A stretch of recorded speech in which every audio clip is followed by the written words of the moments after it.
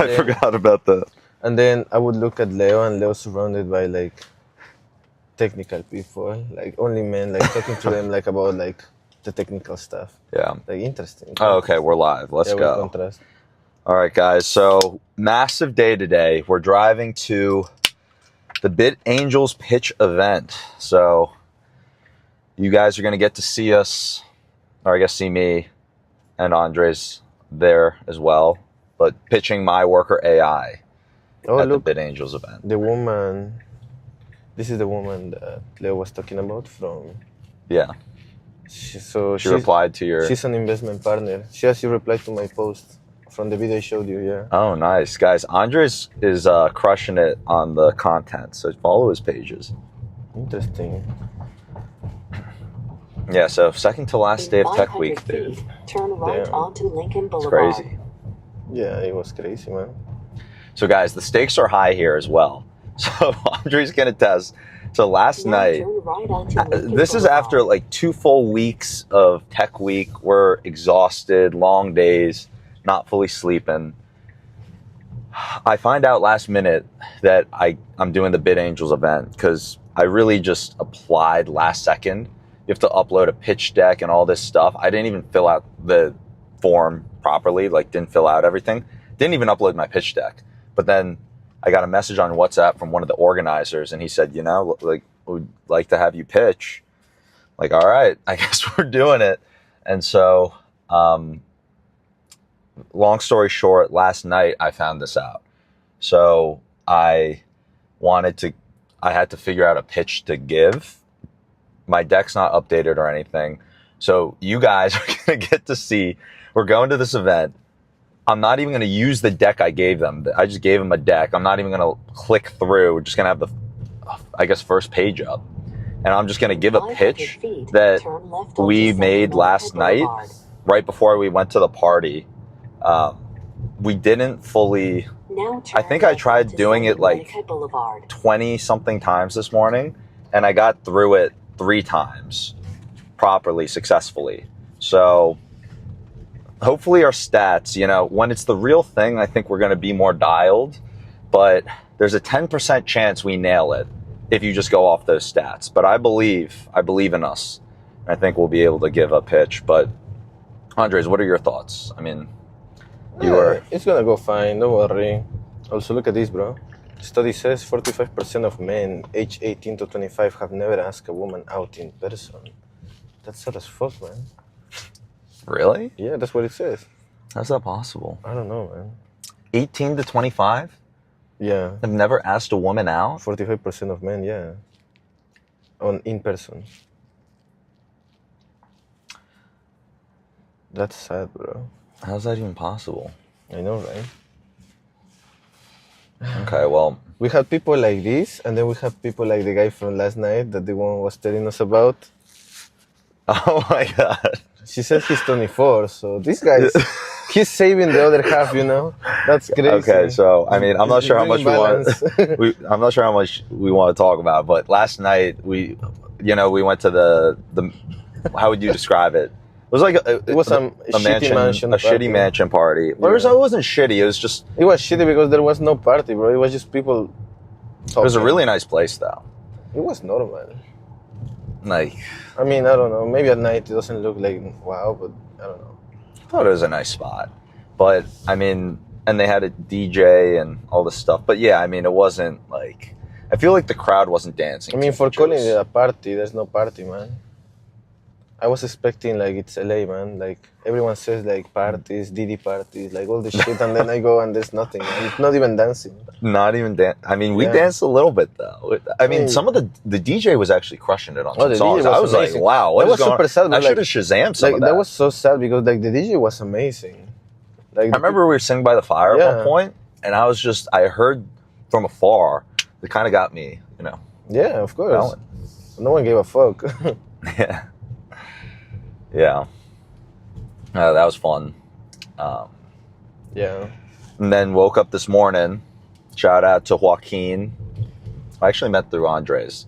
Joaquin's the man.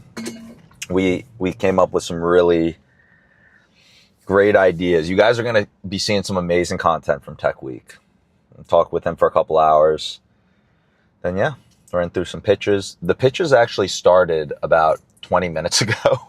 So actually we're going to be getting there. At what time is like 45 it started, right? Yeah. Okay. So it started at 2:45. It's 3:03 right now. So 3 people have pitched So already. And 3 people have pitched. They're on the fourth person. And we're 9. So we're cutting it real close. We're walking in and walking up on stage so probably. When we get there, there should be the 5th person finishing, kind of. Okay, yeah. So, yeah, we'll have like 20 minutes. Yeah. No, I mean, we're good. Okay, we're good. We're good. And you know these things always take longer, you know? Like Yeah. people go over. But what if someone doesn't like show up? If someone doesn't show up, then like we're going to be cutting. Yeah, I mean, there are a lot of variables at play. But guys, this is what makes it exciting. You've seen us break into events, or not break into, but like, you know. Everything was very legal. Legally force our way into events that we weren't initially invited or accepted into. We go into places where we're not accepted into. Yeah. But in a legal way. In a legal way. Yeah, of course. And now you guys are going to get to see us roll up super late. I think this conference or event, I don't even know what to call it, started at 9:30 a.m. Yeah, 9:30 a.m. So they've been going all day. They've had panels and all this stuff. I don't know how people don't get tired, bro. Like, that sounds boring as fuck. Yeah. Have you been to events that are like that? Like, you're just dying, man. You just want to leave. I know what you mean, man. Yeah. I know what you mean. Like, why they like just to take the whole day? Yeah.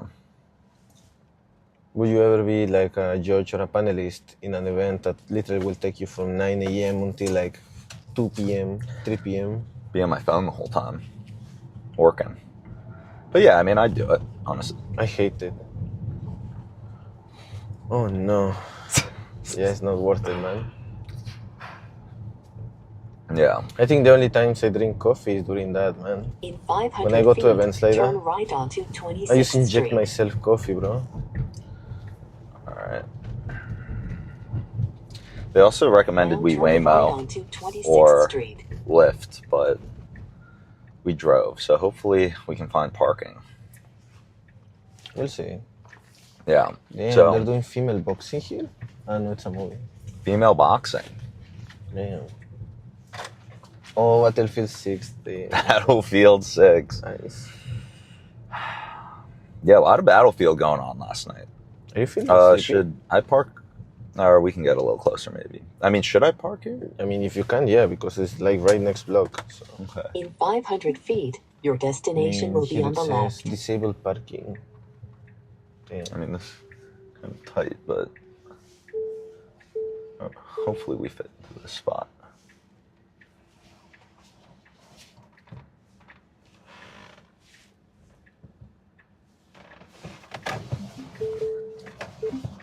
All Yeah, right. you fit. It's fine. All right, there we go. All right, let's do this.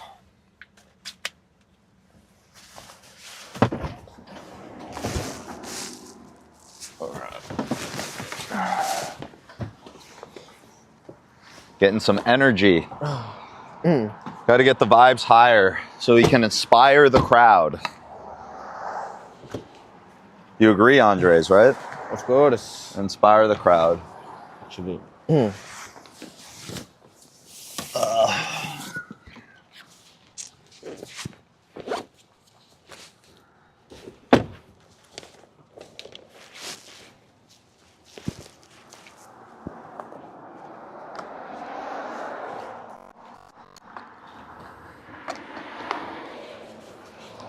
The things we do for the money, man. What's up? The things we do for money.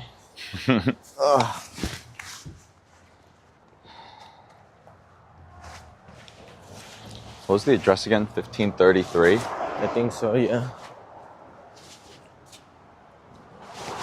I mean, it said it was the next block, so.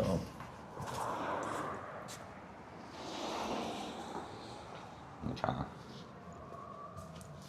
Look at this Oh, house, shit. man. Do you want to check the audio? Okay. Well, look at this house, man. I feel like if Leo's here and he raises his hands, he can touch the roof. That's crazy.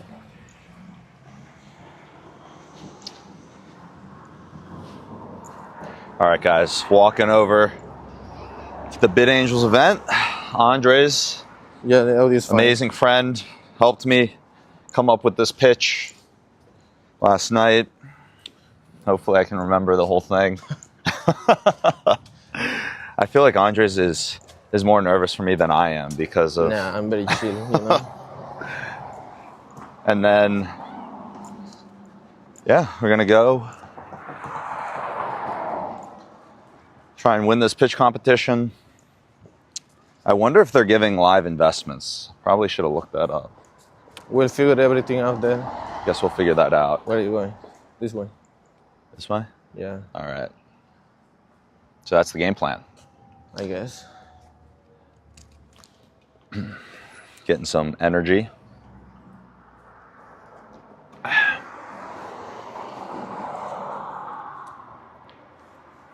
Ooh, should I wear my meta glasses and record the POV during the talk? Yeah, that was the plan, right? Do it. The one thing that's kind of annoying is it clicks because I'm not going to finish the whole thing. So like while I'm talking, it's going to click. Maybe kind of like... Actually, that's fine. Nah, I just It's ignore fine. it. I feel like I should still get it. Give you guys the POV. It was somewhere here, apparently. I wasn't sure which side it was. It was Maybe in this one. If we look up, we're trying to find this place right now. I guess I should have screenshotted the description of the where to go and stuff. 1333 what? Frank? 26th Street? 26? Okay. Yeah. Oh, that's, Yeah, it's here. okay. All right. You're sleepy? No, I got the energy drink. I don't know, but I feel like I need to sleep more, but at the same time my neck hurts in a weird way. Dude, honestly, I just want to go back and play some more Battlefield. Yeah, I think so too. I want to just go back and chill a little bit. Yeah. I mean, you guys have been with us for a lot of these events. You've been going to a lot of different places. And that's the other thing too. I mean, we're constantly trying to keep the battery alive for all these electronics need to be charged. That's why sometimes we can't stream a little longer. It's here. But even after we hop off, there's stuff going on. Ah, okay. Very random. All right, guys. location. Hole in the wall. Let's do it. All right.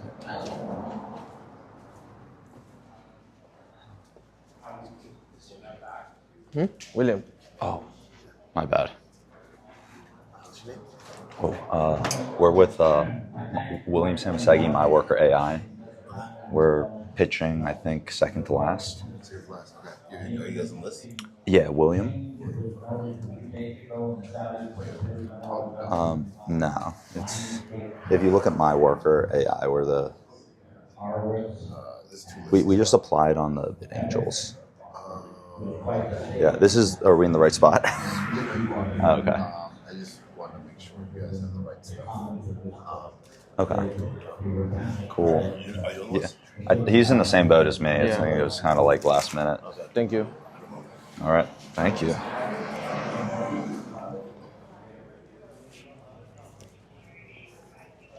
Look at this stuff. Oh, can I see the script on your phone? Let me see. All right, guys. So, like I mentioned, I got through it only a couple times. I'm still trying to. I'm gonna try and memorize the pitch right now. See this one? Yeah. So here it is. Look, your favorite book.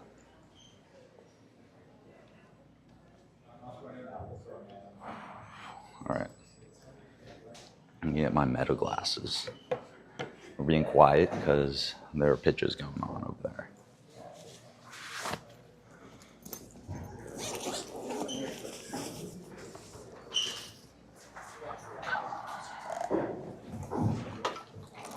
I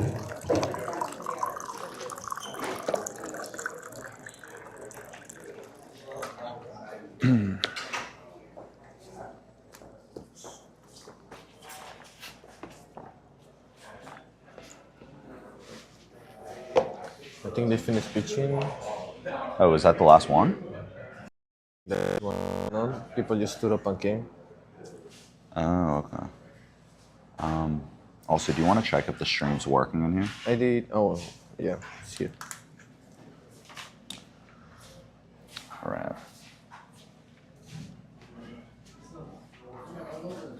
Yeah, it's fine. Okay, nice.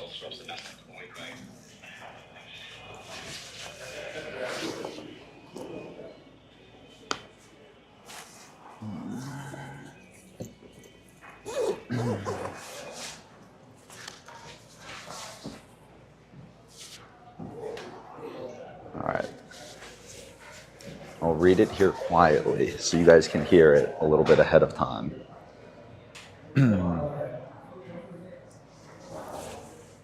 Here it is.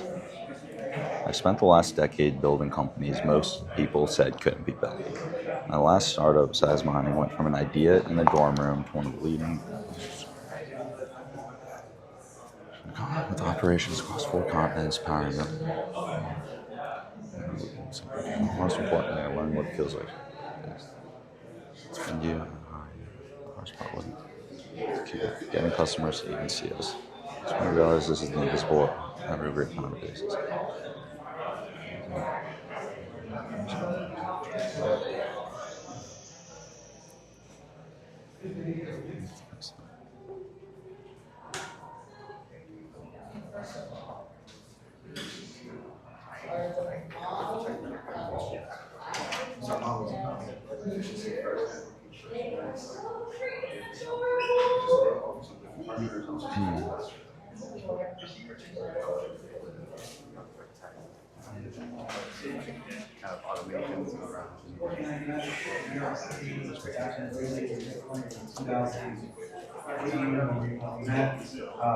Did I just say that Charlie was one of the founders for the Bitcoin Foundation?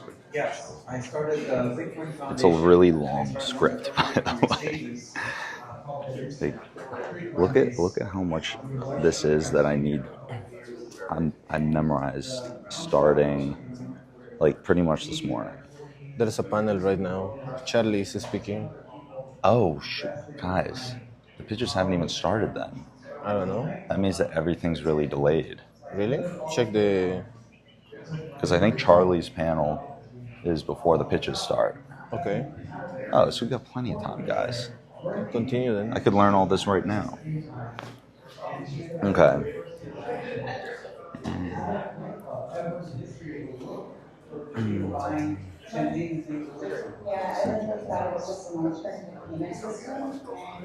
So that means that the pitches haven't...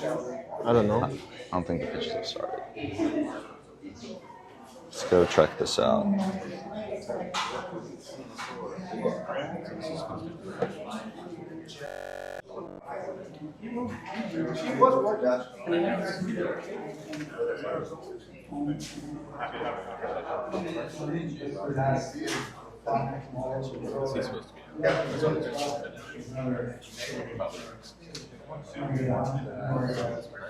Yeah, they pushed it to 3:30. Yeah, I think so.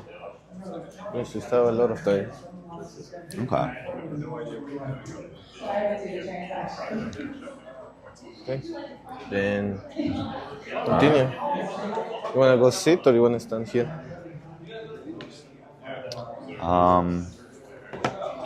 You got a preference? I don't mind.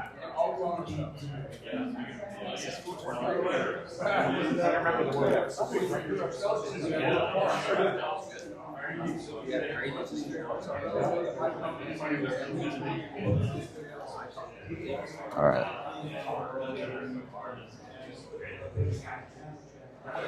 But guys, I will tell you that this pitch that Andres helped craft is amazing. It's a good pitch. It is a good pitch. No, you need to learn it. Now I got to learn it. I got a little extra time to study. This really brings me back to, like, you know, when you're in school and you're learning everything for a test last minute. Nah, just freestyle it. Well, that's pretty much like freestyle. Like at the end of the day, if you're taking a test, you can freestyle it, but you still need, I feel like you still need to like read it at least once. No, I didn't do it. You wouldn't. Yeah, you just go and like hope that God sends the Yes. information down to you. Yes. And Okay. as long as I get a 51, it was fine for me. 51 over 100, that was good for me. Okay, so as long as you got over 50%, the answers. Yeah. Okay. You just need to bullshit your way to success, bro. That's it, try it. Yeah, that's fair. That's fair. Oh, dude, they've got the meta quests. Yeah, I have mine also. Mm, Your super favorite book. the super cycle.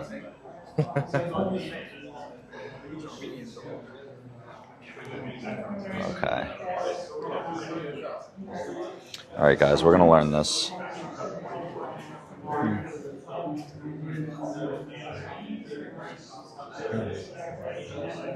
The last decade. All right. Last decade.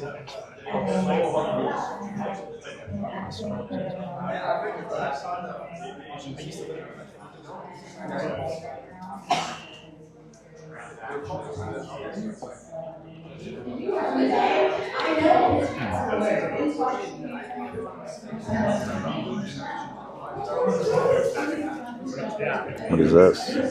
Oh, he's shitting. Yeah, What's that? it's the thing that the woman replies, remember? The one I told you? Leo saw it and he got super excited. Yeah. You should. Also, Tech Week liked my post. Nice. They've been posting and liking my content, even on their stories. So it's nice. I gotta start doing that. Yeah. Start putting more stuff out on X. I mean, they've done it on Instagram and X. Yeah. And also LinkedIn sometimes. And LinkedIn. Yeah, but the big thing is X and I think the Instagram. trending side, it's like you gotta hop on it while it's live. Yeah, of course. That's why, yeah. That's the one thing Yeah. I gotta get on top of. Yeah. Oh, I met that guy the other night. Cool. Jeffrey from Redbeard Ventures. Okay, the one you were talking with? That was the guy, one of the guys that I had met that I told you. Oh, Like, remember that night where Yeah, Leo yeah. and I went out to the bungalow? Yeah. That's actually how I ended up here, because I heard about this event from there. Yeah. Okay. Yeah. So I guess he's here. Maybe he'll hear your pitch.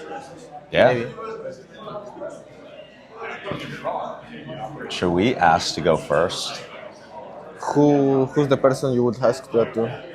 I don't know, but Who are the hosts? I think it would be worth asking.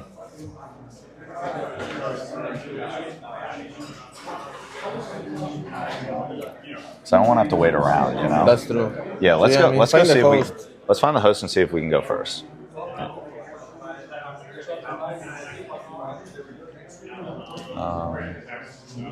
All right, I'll bring the cam.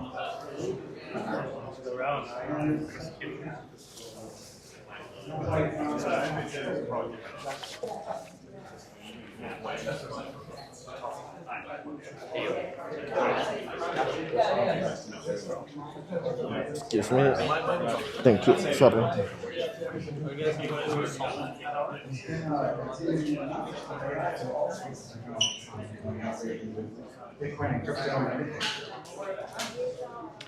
So Courtney, how I'm did guessing it should be somewhere around here. Bitcoin, they call it orange pills, right? So you were orange pilled by Charlie and everybody that came into the bar. What do they call it when you do it so film and entertainment? How did you, not orange pilled, but come over to your side?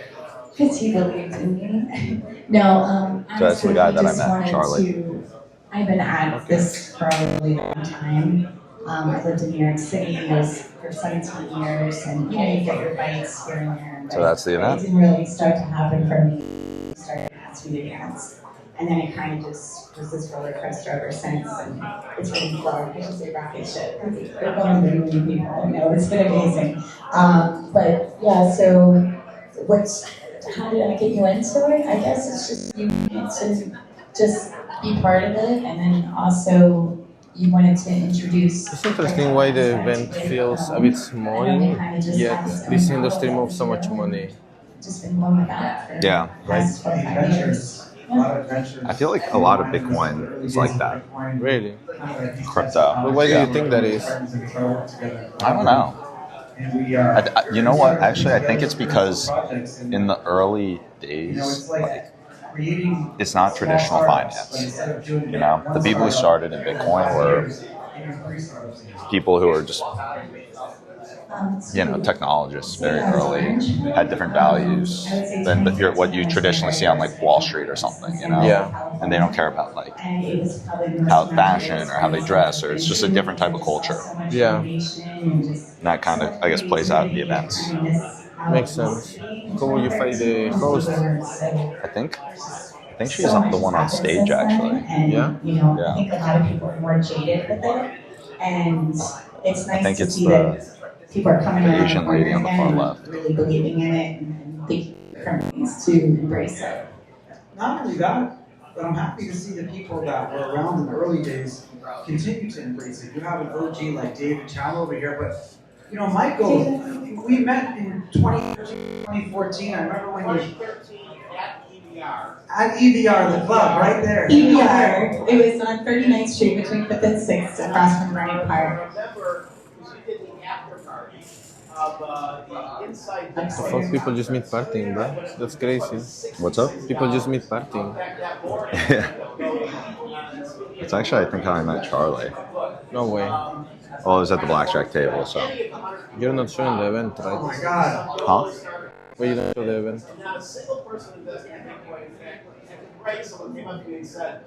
So this guy right here, that's Michael Turpin. Guy in the orange. That guy in the orange who's talking right here, Okay. that's the guy who wrote the book. Oh. The guy who's talking right now. Yeah. He's your idol. Okay, relax.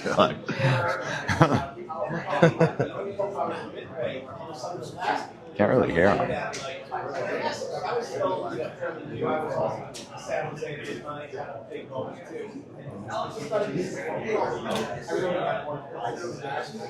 Damn, I feel like it's gonna take a little while. Do you want to go talk to people? I don't know. We're gonna give him a mic. 10 or 20 years, what percentage of the global economy isn't really going to be Bitcoin? And they both looked at each other and said, 80%. I was like, what? What? 80%? That would be like, you know, hundreds of millions of dollars for Bitcoin. They said, yeah, 80%. So that blew my mind, and, you know, it seemed like crazy talk now. And all of a sudden, like, you know, people like We could do some impromptu interviews. So it's amazing. You know, Bill Gates once said, most people overestimate what they can do in a year and underestimate what they can do in a decade. That's certainly the Bitcoin story. I have to give a crowd credit because you guys were adults. I was a kid, so it was a little bit easier for me to latch on to something. I had nothing to lose. You know, I had no family or anything to take care of. It was we were just dating, so I had everything to gain and to lose. And I guess maybe I got lucky. I latched on to the next biggest, you know, the craziest socioeconomic experiment the world has ever seen. You were an adult, so you were like had to make a conscious decision to really latch on to this thing. What made the decision easy was when I went to San Jose, right? I saw a lot of people that I knew had made a fortune in the internet and retired. They came out of retirement to get into Bitcoin, and I said, okay, these are some of the smartest people, most successful people I've known. If they're here, there's something going on. Brewster Kahle, for example, sold Alexa and then like started up, didn't work. He started up the first. Yes, I was an account holder of the internet credit union. I still have my debit We're card. watching, I still just to have give my you debit card. context, That was a the short guy in the lived middle, his thing name's Charlie called Shrem. Internet He Credit got Union, into Bitcoin archived very, out very there early. Out of New Jersey. He was actually thrown in jail for a little Oh man, bit. and I got arrested. I mean, he was so early that when you're building that early and the laws aren't like known at that time, you're exposed to more risk. So he's well known in the space, and that was one of the things that I'll just And never then forget to that his story right, when you said, I think it's his wife. I think it was what 2012 or 2013. You tried Or to maybe launch not. into I don't know. PayPal, and they laughed him out of the office. And now Actually, no. Never mind. Forget that. What? I thought that the He's like, woman next to at Charlie first- was his wife. In 2012, there was a conference. But Money his wife 2020 is, that I they think, first here. Yes. launched the first one. Michael, Such a weird Michael, thing. why don't you come up here? Yeah, come on. I know you shouldn't be in there. No. Then they're gonna Charlie, give me then his own seat and everything. Buddy from the OG days. And now this is what happens when you get a couple of OGs together. I mean, you hear stories you aren't going to hear anywhere else. Charlie was actually, I think, the first and only OG panel that we had at the Coin Agenda. You can see he's very passionate about this. Yeah. And we just sort of rambled about OG stories a couple of years ago. And he's really And smart. actually, you gave a brilliant talk about macroeconomics in prison, so it was fascinating. It's been, I'm really happy that I had the opportunity to write all that down and talk about it in those years getting out of prison because you forget things. And now I go back and I read those speeches and I'm like, wow, those are crazy things that happened to me in there. Yeah, I know, you forget. Your brain has a really good ability to delete bad things, and it's like you only remember good stuff. And I wrote down a lot of stories, and I go back in my diaries and journals. But the macroeconomics that Michael was talking about was that in prison you have It's no. 3:30. I learned a lot about how money It's works. 3:30 now. I was 23, 24 years old. You ready to go for it or There's no no? real money. Oh, yeah. I should. MoneyGram or Western Union. I'll be right back. I'm going to hit the bathroom and then read through the script one more time. Go take a shit. And you're limited to, I think it's like $300 a month.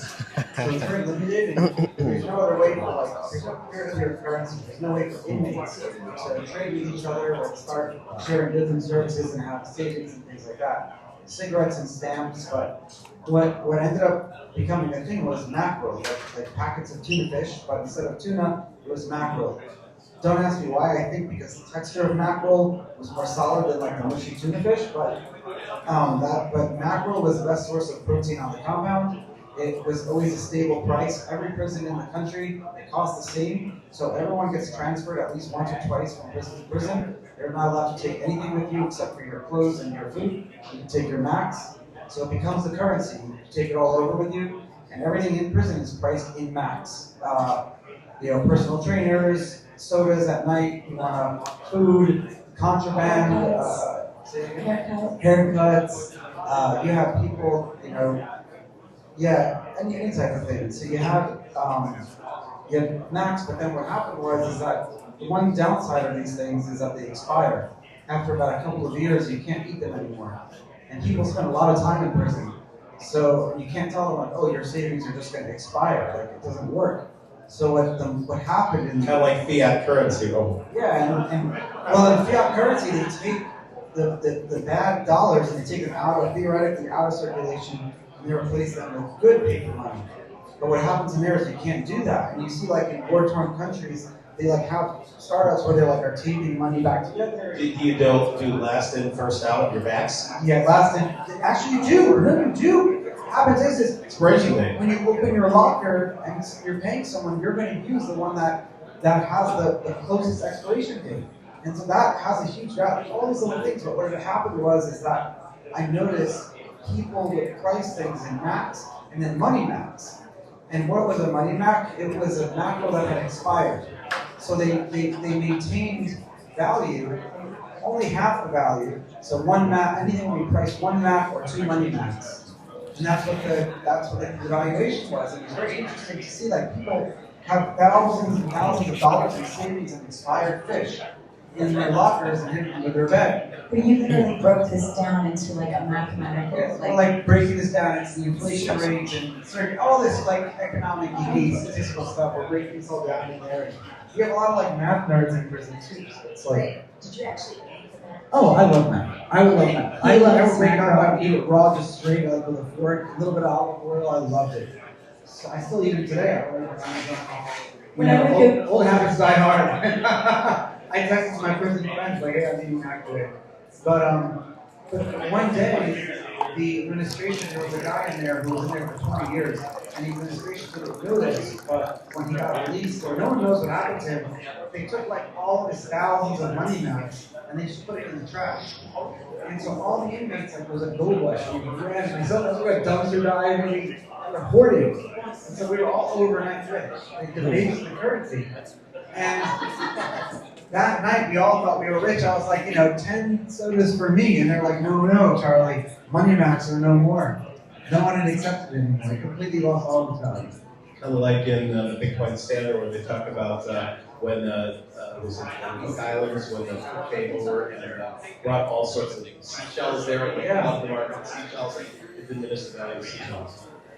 Crazy stories. But thankfully, I was writing to you. So I have all these letters and kept all that good stuff. So thanks for this book. I got some notes on how to write a book.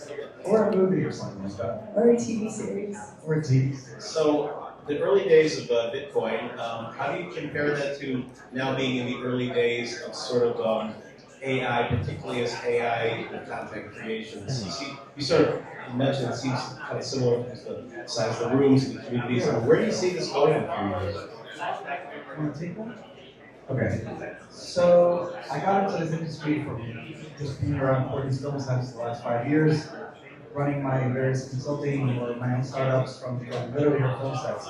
What everyone's talking about is, Hollywood's broken. I think it's like a well-known thing. It was the front page of the Wall Street Journal.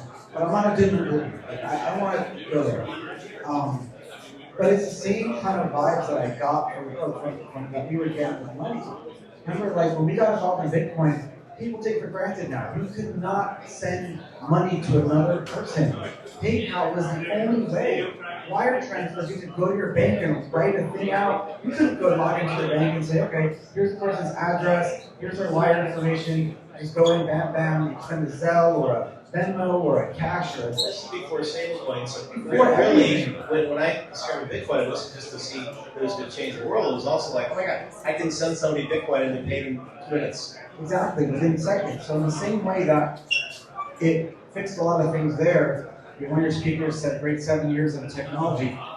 Anyone who's sitting here right now realizes there's a problem, and there's so much money to be made in the solutions. And that's what we're experimenting with our productions, trying to do all these different things. But you and I only do like one thing a year. You have a big movie premiere next week, and your TV shows and everything. So did you learn it or not? After all, I don't know. We'll see. And starring Penelope and Miller and Kira Mohammed. Guys, this is going to be very interesting. We're going to see if we can memorize this Charlie, I know you're involved in a number of and different things. deliver. Did you get something You go out up of there. stealth? Are you ready to come out of stealth yet? So I haven't talked about much publicly. I'll take a step back. For the last 4 years, I was doing. What do you think, Andres? I think should keep reading it. I don't know. Memorize it.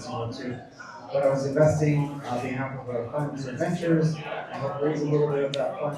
And we invested like 20. Maybe I go practice it. I kind of felt like I was just Do you want to practice it more? solving problems for a lot of these different entrepreneurs. Good problems and bad problems, helping them raise different funding routes and seeing them make a lot of success for themselves and their families. And it gave me that itch. It gave me that itch to get back into it. I felt that I was missing being the CEO again. And I was working for some great mentors based in Miami. Just in case, I'm going to bring your phone up in my pocket. No way. And we are looking towards So- the future of AI, quantum physics, and what that means for Wait, how do I? the future of Bitcoin and crypto. But what I'm really excited about is that I'm hopefully trying to How do I? Too much technology for you, man. I learned I'm used to being iPhone. CEO in my previous startup and not make the same mistakes again. How do you get to it? And so, like, little What, things to unlock like, my phone? I learned that you have to make personal sacrifices if you want to see success. Okay. And it'll So stay it's unlocked in my around, like, pocket? every Zoom, No, it wearing probably a locks collared at some shirt. point. Even though I my mean, the team password not. is easy. I just gotta be a little bit above the team. Like, I'm still a baby. Like, I don't want to be the adult yet. So I'm still getting over that. So yeah, don't worry, you'll be able to unlock it. Oh, yeah, Great. okay. So, wealth of knowledge, wealth of experience, wealth of wisdom. Everybody, Charlie Shroud. Michael Turner, So you're gonna ask to be the first? I didn't know that you were. I'll read it one more time and kind of get up to speed. Oh my gosh, she had more than one episode too. There's just so many things that I go, what? You're in that? And so the humble, co-star. Yeah, I just have to commend everyone that literally has been up here and giving, all this amazing information. It has Fired been up, guys. so educational and just so beautiful, the guests that you have up here. So thank you for having us. It's really, really a pleasure. Thanks, guys. Come back next year. We'll keep. Literally stole the show, Literally in a very. They come back next year. She's already like, I'm gonna be here next year.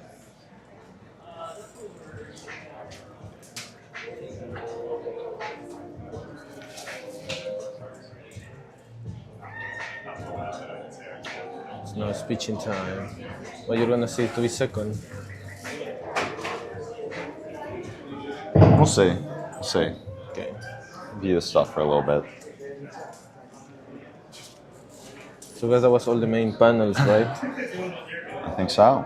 Okay. So we'll see now.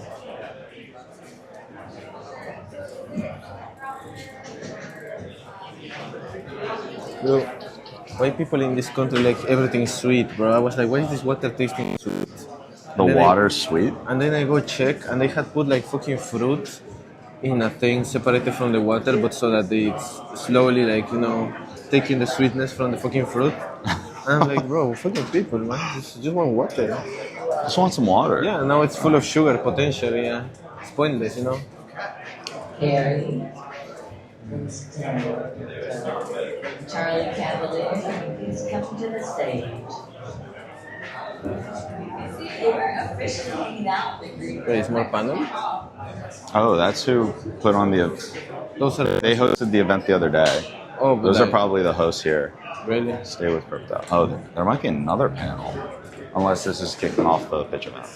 Oh no. All right, I'm going to be really loud and steal everyone's attention for this amazing conversation that's about to happen. So if you're around the corner, head on over to the stage. I will get louder and louder until more and more people come around that corner. So with a few, we'll simmer down a bit. And while you're on your way, I want you guys to know if you guys care about crypto and blockchain, this is something you really need to pay attention to because Harry is changing the space, helping to get candidates elected that are pro. Bro, what is happening? If you own crypto, come this weekend. What's happening? I don't know, bro. Yeah, we I just know one of the people who speak don't speak any loud, man. Even with a mic. So I'm here with Carrie, but we know you better as Miss Nifty. Yes, Miss Nifty. And you do an amazing project called Stand in Crypto. And since we're all believers in crypto, before we do a deep dive, why don't you give us a little bit of background on what it is? No. My name is Carrie. Miss Taking all the Nifty. time. I am Yo. the president of the state of California. Dude, I just saw you in we're doing some streaming right now. This is my buddy Andres. Hey, Andres. How are you? Nice to meet you. Yeah, we met each other in San Francisco. We met at that A16 event, Yeah. the one that we went to last day in San Francisco. I don't know, there was so many. Remember the one I met Andrew Chen right outside? That Oh. So Joyce. Sharing information, problem solving, and seeing what each other is building so that we can be stronger. I found as a out about it. community. And when it comes I'm time to pitching vote, at we are a BitAngels. trustworthy Oh, you- resource of or one of information to distribute to you Yeah, guys. our two. So you're not just Oh, you're voting pitching on later? what you I are was pitching marketing, last one in San Francisco, and we don't pitch again. Should we go over here so we're not? Huh? Yeah, I just don't want to distract you. And some of you actually Okay. are doing things that you are You're vlogging right now? We're live streaming to a few platforms. Right now? Right now, yeah. Yeah. What's up, fam? What's up?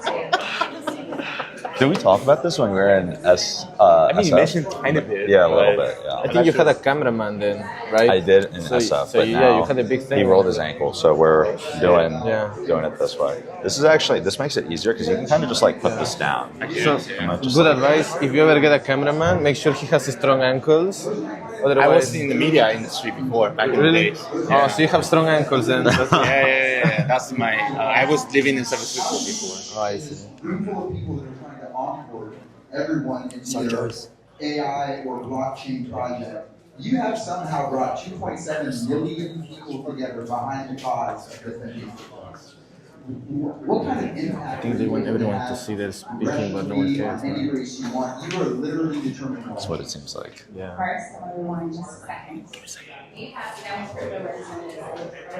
Maybe we go further and try out some of the other stuff.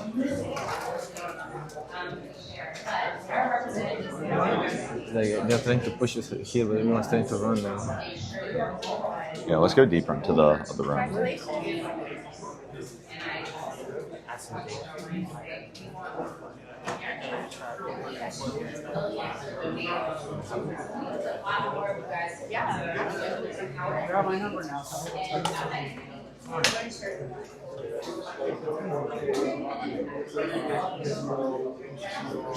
You want some food? No, I'm full. See, I told you to eat a pizza, man. MetaQuests. How many people have put this on, man? That shit must have herpes or some shit. You don't think so? Are these the kinds that you have? Yeah, those are, no, mine are better. Yours are better? Yeah. What's the difference? These are the cheaper version that has less compute and other shit. Oh, less compute? Yeah. So mine is a bit more expensive, but it's like has more capacity for doing shit. Okay. Yeah. Very cool.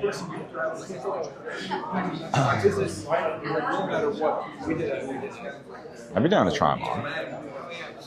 You don't want a picture or something with a red carpet? Oh yeah, let's get a picture. Can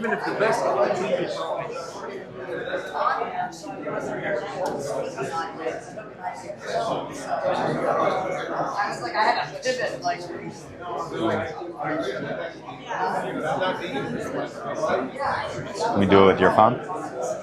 Yeah. I mean, I guess you can leave your thing there. Yeah.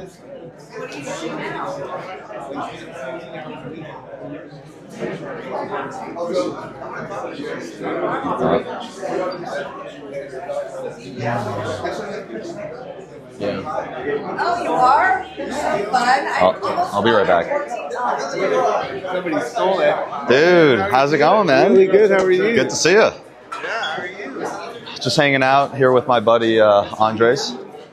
Nice to meet you, man. What's going on? You got the? Oh, we're doing some live streaming right now. Yeah. We were doing some live streaming for SF Tech Week and now LA Tech Week. You were up there for Tech Week too? Yeah. Great. Yeah. Were either of you guys in SF or going around here? Just all around here. Okay. Cool. Yeah. How have things been with you, man? A lot's been going on. Maker is continuing to grow. Awesome. And I've been traveling a lot because I'm, speaking a lot. I'm going to be actually in Napa next week at a family office event, and staying focused. We're working on the companies that we have in Volco. Yeah. Growing the team. How about you? Yeah, pretty similar. Just been very busy doing a lot of things for both MyWorker and then getting more into the media side to just try and get bigger distribution and tell more people about what it is that we're building.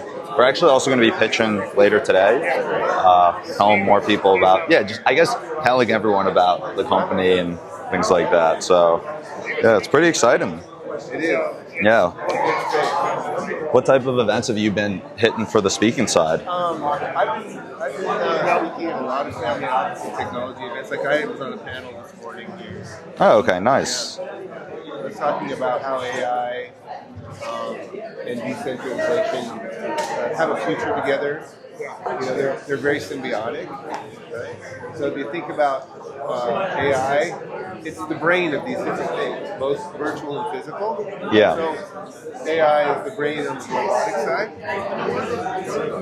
and then AI is also the brain on the blockchain side. Yeah. So as things become more agentic, which is going to take time, and regulation and all these things. You think of the robotics as the body, right? And then the decentralized side, think of AI as the brain. Blockchain is the nervous system, and the decentralization is the brain. Interesting. How's it going? Because everybody's talking. They all get excited, and then they talk louder so they can understand, and they'll start laughing. Yeah. So how are you doing, Rick? You were telling me you're coming. Yeah. I wasn't sure, to be honest. Yeah. I wasn't sure. It was worth the trip. Yeah, there's some really cool people here. Been talking about a lot of interesting tech and law, how things are playing out. Talking about. You're in the AI, he's in the AI robotics right now. Yeah, we do basically we do a lot of investing, a lot of capital partners, specifically in the reindustrialization of America. Well, it's happening. Well, I know it's happening. I was in South Korea and Singapore, and I two back-to-back conferences. Yeah. So you know exactly. Yeah. So I was at Blockchain Week. Excellent. Yeah. I was talking to there's going to be 100 people. We probably do. There's a lot of people. Yeah. But smart money, big money right now. They're focused on reindustrializing. That's really, we see that opportunity, and we're investing in it. We really believe it. Last week they had the big event, Semicon.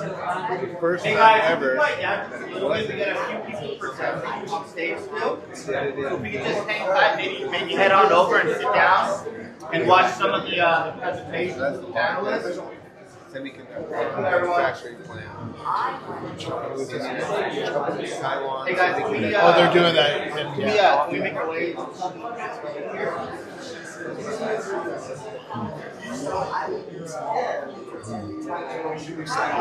Everyone, can you please move on over? Panel.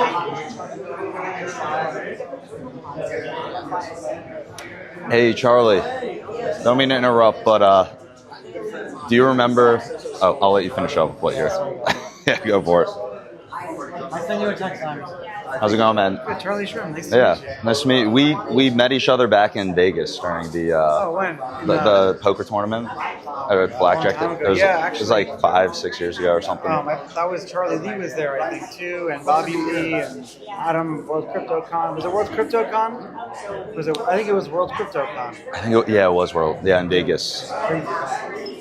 I miss those things. That was fun. I have to use the restroom, so don't go anywhere. I'll be here. Go for it. What's your name again now? Saeed. Zaid? Yeah, Saeed. Saeed. Yeah, you? William. Well, what do you do?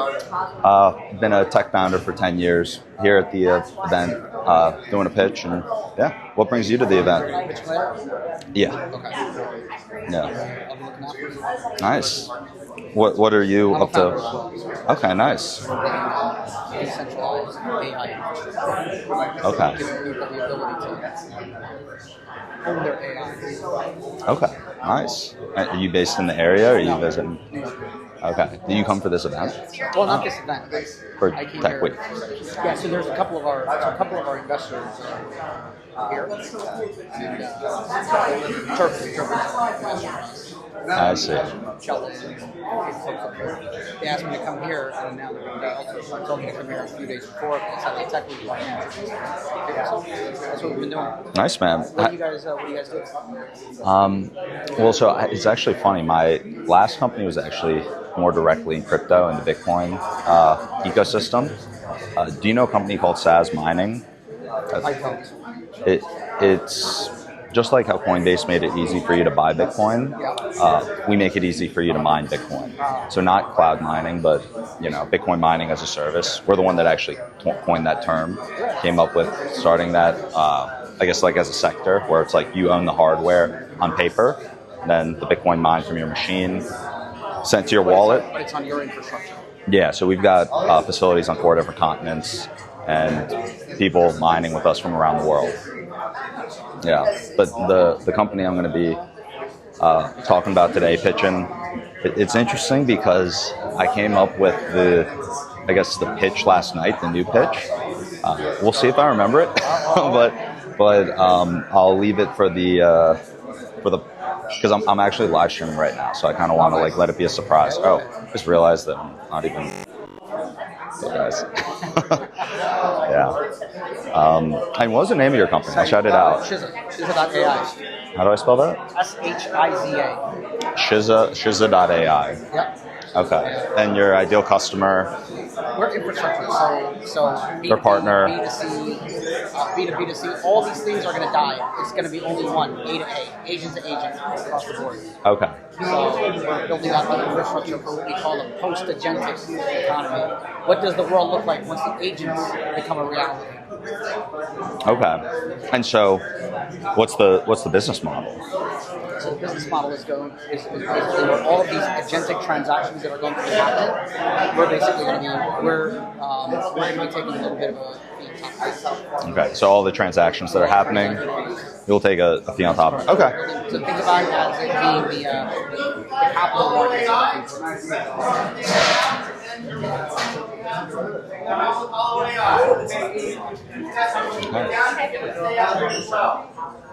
Thank you. A lot's going on right now. All right. Very cool, man. Well, best of luck with the. We should do that. Want to do LinkedIn?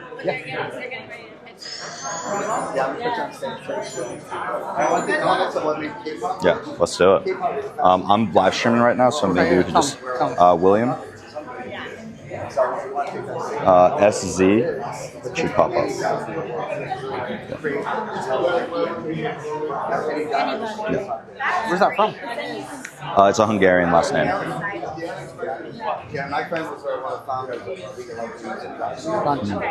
All right, sweet man. Yeah. Take care.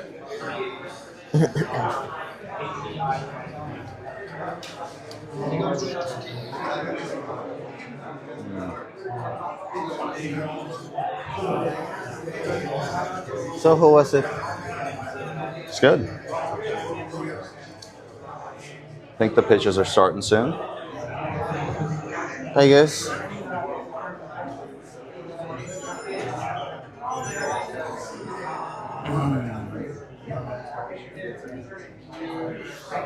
Do you want to get a photo in front of the thing? Yeah.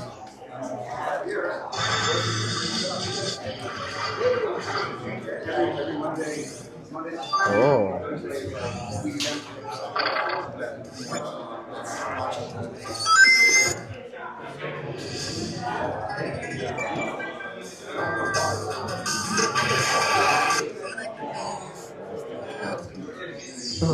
All right. What? Let's take it on your phone, and then we'll play this game. Okay. It's good to see that you like to lose in every game, bro. Excuse me, quick question. Would you be able to take a photo of us in front of that with his phone? Awesome. Thank you so much. Yeah. Thank you. Hey. All right, let's do it.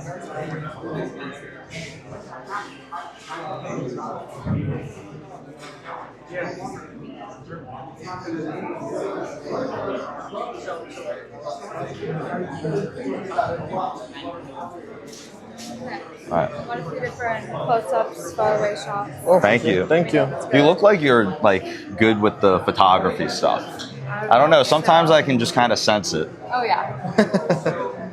You can sense it both ways. Yeah. All right. Nice. Yeah. Damn, bro, that was quick for the installer spot. Well, All right. see. Well, that's okay because we're gonna.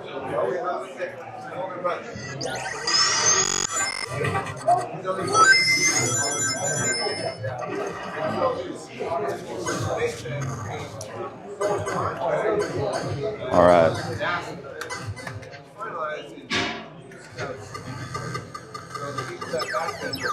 Fuck these guys. Okay. So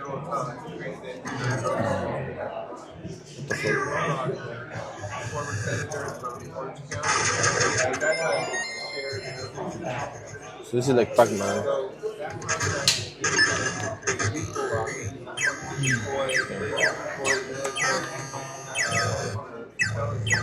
What the fuck? What the fuck? What the fuck? Andres. I don't know what's happening. The fuck? Oh, okay.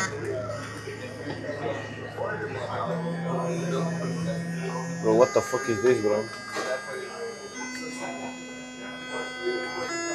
Well, Andres, what's going on? Did you break it? of course not. I will never do something like that. Fuck that shit, man.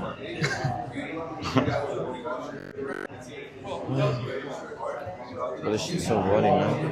What? This shit's so boring. I know. Bro, like, they lied to you, man. Maybe that's not even a pitch. I know. What is going on? You want a Diet Coke? Yeah. Let's see if there is any. Alright, guys. About to get a Diet Coke.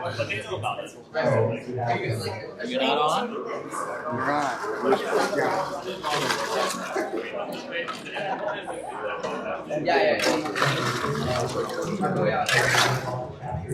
It's only regular. I think there's Diet maybe over there, but I don't know.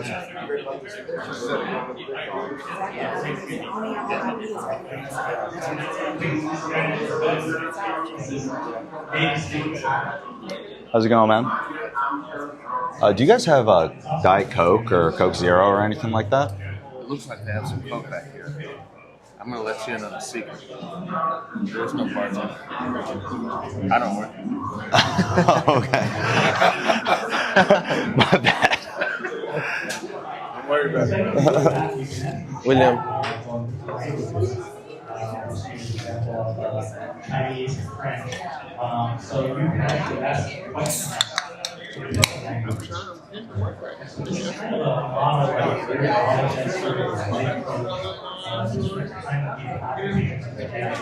I feel she's one of the people who organize this. Can you ask her about the pitch? Yeah.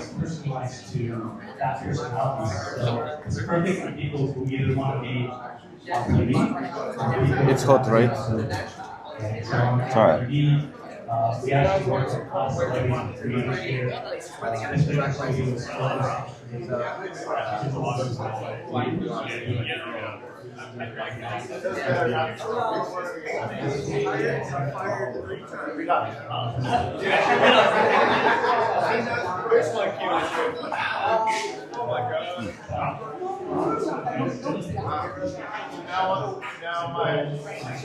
So what's the plan, bro? It's already 4 p.m., man.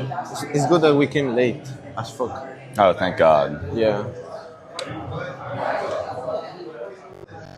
It's a very boring event.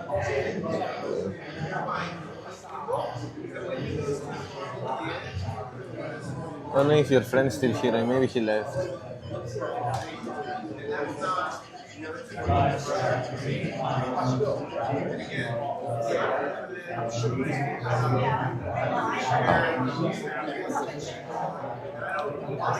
So what's the plan?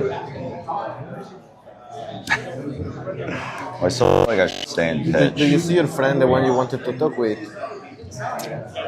I haven't talked to Michael Turpin yet.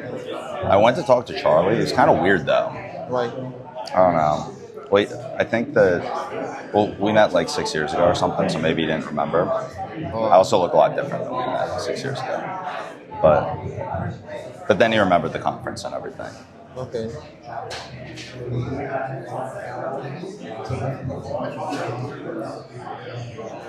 Then who else do you wanted to speak with for the investment? Your friends? The dude who jumped up on stage. That was? That was the dude who wrote the book. No, but someone else. That was who I just mentioned. Yeah. So that's the guy you wanted him to invest in. I don't know if he's investing right now. I didn't ask him. But I thought you said your friends from when you were doing SAS mining were here. no. I said that the guy that I met in Vegas at the poker tournament thing, blackjack tables. Oh yeah. So that's Yeah, the same that was guy. him. That was him. That was the guy who was up on stage. Oh, the one you also met the other day for the book, or? No, that was the guy who jumped up on stage next to him. Oh, I see. Yeah. So then what's the plan? That was the main thing. Guess I'll just give the pitch.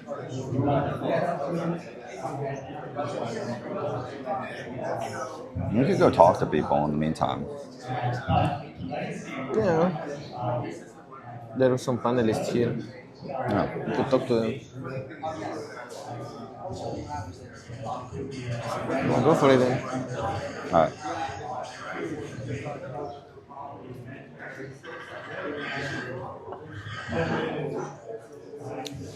How's it going, guys? I don't think we met yet. I'm Will. Courtney, very nice to meet you. Nice to meet you. Hi, I'm Diane. Will, nice to meet you guys. So what brings you out? Are you guys local in Santa Monica or No, Sarasota. Sarasota? Yeah, but I'm in town for work, and then we get to film premieres, so that's why we're here. Okay. Yeah. Nice. Film premieres. Yeah.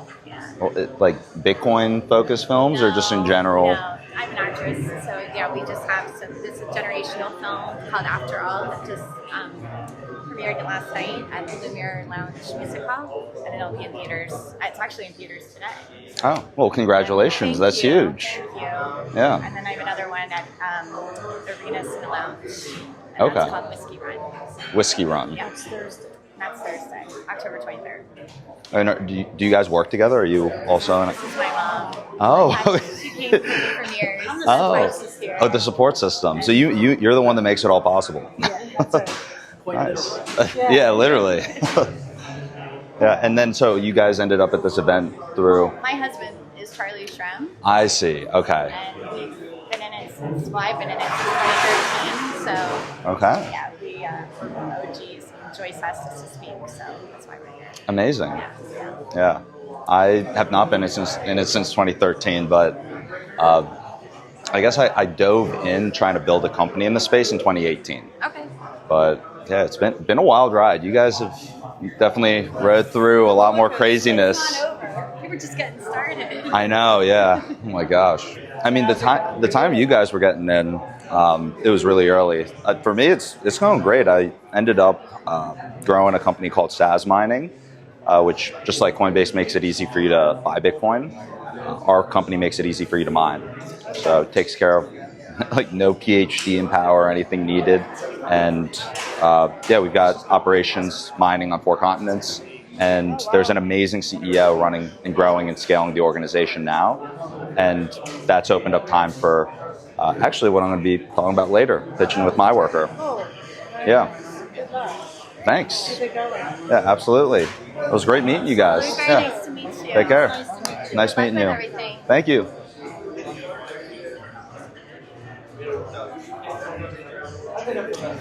Hello, Leo.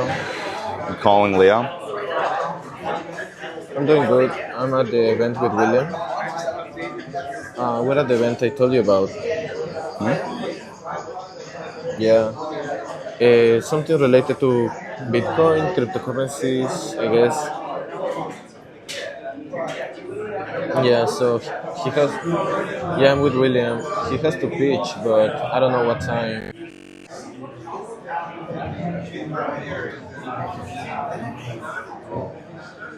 So yeah, I have no clue, man.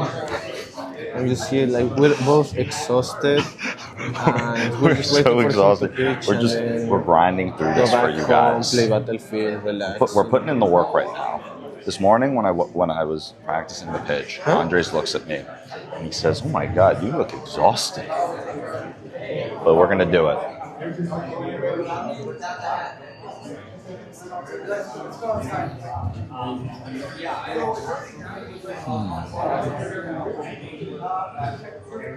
Yeah, so that's the idea, Leo.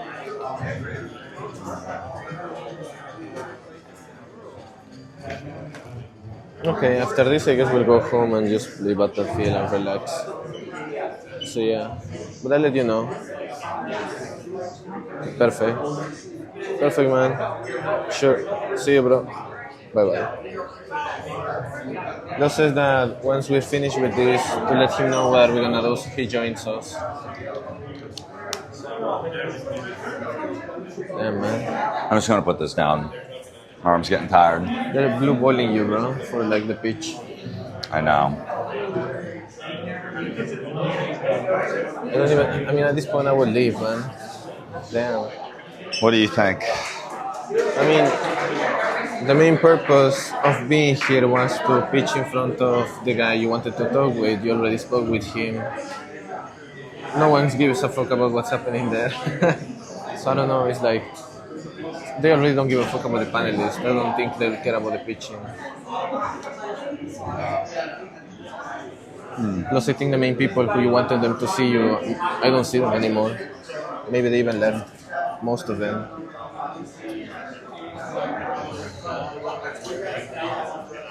Go over.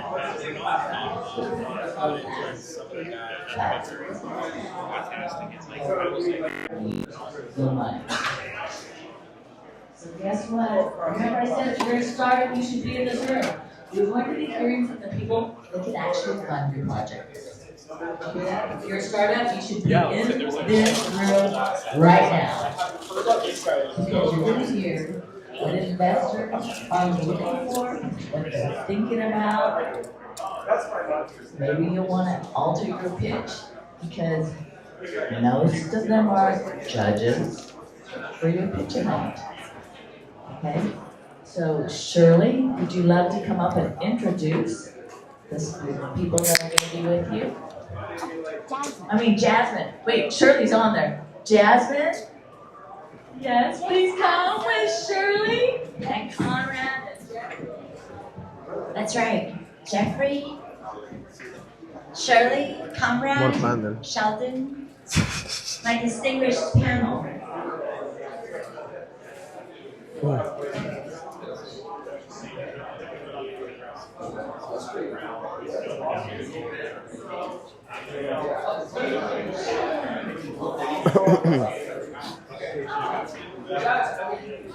Bro, they made an event with an infinite panel, bro. Like, look at this, bro. It's 4 p.m. It's 10 p.m., bro. And there's still more panels coming up. I can tell you really want to leave. You don't?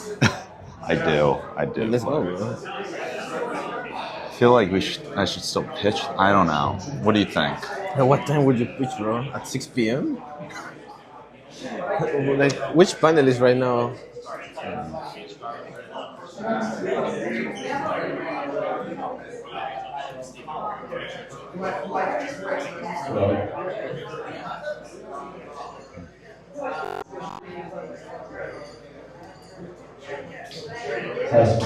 Here you go.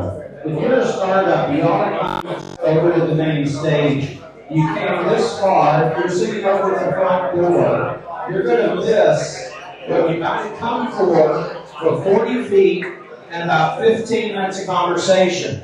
So if you came to tokenize, I'm going to encourage you, ladies and gentlemen, yeah, that's you I'm talking to over there by the front door. Come back here and have a seat. Join us. You got some brilliant minds. You got people with money. And if you're here looking for capital, why are you going to miss it by standing at the front door? And without further ado, our moderator today, Jasmine. Thank you so much, Sheldon. So, welcome everyone. Good afternoon, and I want to thank, of course, Michael and Joyce for inviting all of us here, so we can actually be part of the force for the next generation of economy. So, without further ado, allow me to introduce myself. My name is Jasmine Shi. I'm with the family office. We invest in all the asset classes. Whichever one makes money, we're evaluating which one has the faster money velocity, which you will hear from the panels here for each one of them on what they do. So maybe Sheldon, you want to introduce yourself? We'll just go down the line from here. Can I offer the lady to go first, please? I was going to say, of course you don't. Thank you. I was about to do that, but better go to Shirley, please. Hi everyone, I'm Shirley. I'm representing Alabama Bank Labs. We're the venture arm for Bank, which is a global exchange based out of Singapore. So we invest in blockchain and mostly token projects and funding liquidity. We also tell people where you're based. And I'm based in Singapore, but I am based in North America. And you, Conrad? Yeah, so I run True Global Ventures. Family of friends from Singapore operating globally. Actually, we have GPs on 3 continents, Asia, Europe, and North America, investing in AI and blockchain companies since always. We have 3 funds, one that is mostly exiting, that was late seed Series A, the one that is currently finishing deploying money, that is Series B onwards, 10 million ARR plus, and we are just starting another early stage fund that is again late seed Series A. Excellent. Jeffrey. Hi everyone, my name is Jeffrey Lee. I'm an analyst here at Red Green Ventures. We invest in pre-seed to Series B+, so we do growth stage investments as well as pretty early stage fund investments on our crypto native fund. We also run a syndicate. We're probably one of the biggest ones on the AngelList platform, raised over $75 million a day. Over 5,000 investors on the platform, invested in things like SpaceX, Anduril, Firehawk, and of course we're currently in Fund 2, which is a crypto native fund, and we'll start deploying capital in hopefully a timeline of this month to next month. So if you guys are in there, we'd love to talk to you. Okay, I'm Sheldon Weisfeld. I'm out of Houston, Texas. I manage my own personal portfolio, and what I would characterize us as all different unique targeted sources of capital. And that I want to address that very clearly, because when you're looking for an angel round, $25,000, $50,000, versus when you're looking for $100,000 as an investment, or $500,000, or maybe $1 million. I'd like to hear from my other fellow panelists on that you need to be clear on that. I'm a founder and a funder. And so perhaps like other folks you'll meet, as a founder, I may be a little more anal retentive in that I want to see these funders do the work. I'm real clear, you do the work, you get the reward. But don't come and ask us to invest in your project when you're really not looking to build the enterprise, if your goal is really just to raise the money. And it's unfortunate, in the 12 years I've been in the space, I've been blessed and I've been unfortunate because I've invested in a lot of people that have great ideas. But if you don't have the intestinal fortitude, get up early, stay up late, go build the relationships, the probability of your success is marginalized. So I appreciate that. So I love the old-fashioned value, and actually that's actually 800. Despite which stage you're in, I think creating like a great habit to develop your business is always a great discipline for any entrepreneur that's worth to be funded, and that's how the funders are looking for. So thanks for that point. Appreciate that, Sheldon. So each one of you actually represent a different perspective in venture capital, or different kind of capital, as actually Sheldon said. So can you actually share what you see as a smart money in today's decentralized economy that we're creating? Sure. So I think unlike traditional VCs who tend to move slower and not be as crypto native, because we are a venture arm of a crypto exchange, we kind of have an ecosystem and customer base already built in. So when we are investing in a project, you have access to 1 million users across 160 countries, and all our marketing channels and the ecosystems that we already have. So we can move a lot quicker than a traditional VC, for example. Thank you, Shirley. What about you, Conrad? Our advantage is decentralization, meaning we have GPs in South Korea, Taiwan, Hong Kong, Singapore, Poland, Sweden, France, North America, and we do that to help. Our specialty is taking regional leaders and helping them to be global, or at least multi-continental. We did it multiple times in various directions, from Asia to US, from US to Europe, Asia, and so on. We are all ex-serial entrepreneurs. I have personally built around 15 companies, and most of them survived. So we know what we are doing, we know what you are doing, and we can help beyond just providing a check. Thank you, comrade. That's very useful. Jeffrey, the question was, how do you see smart money in this decentralized economy? Yeah, definitely. So kind of want to go back to Sheldon's point here of, traditional values. I may look a little young, but on the traditional side, we do really look at the founder's work ethic. I am staying up late at night, going over a lot of deals, deal flow, doing my own analysis and, thesis-driven memos that we kind of write out.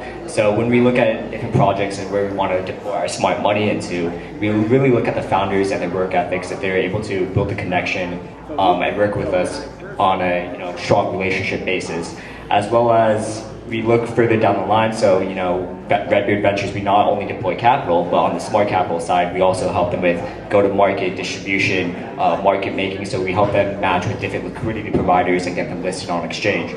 I think we try to look long-term, so we build a thesis. We don't kind of ride the momentum and trends that are existing in the whole entire landscape right now. We see that existing on X and etc., where we see a lot of influencers push out different narratives. I think the most important thing is creating your own narrative and making sure that you're able to support the founders as much as you can. They're putting 100% of their effort in, so make sure that you can support them and make their project successful. So yeah. Thank you. And Sheldon, what's your view? Wow, on there's that? each of us, I think, represent very unique values, but Conrad's comment about being both a founder and a funder. And yourself?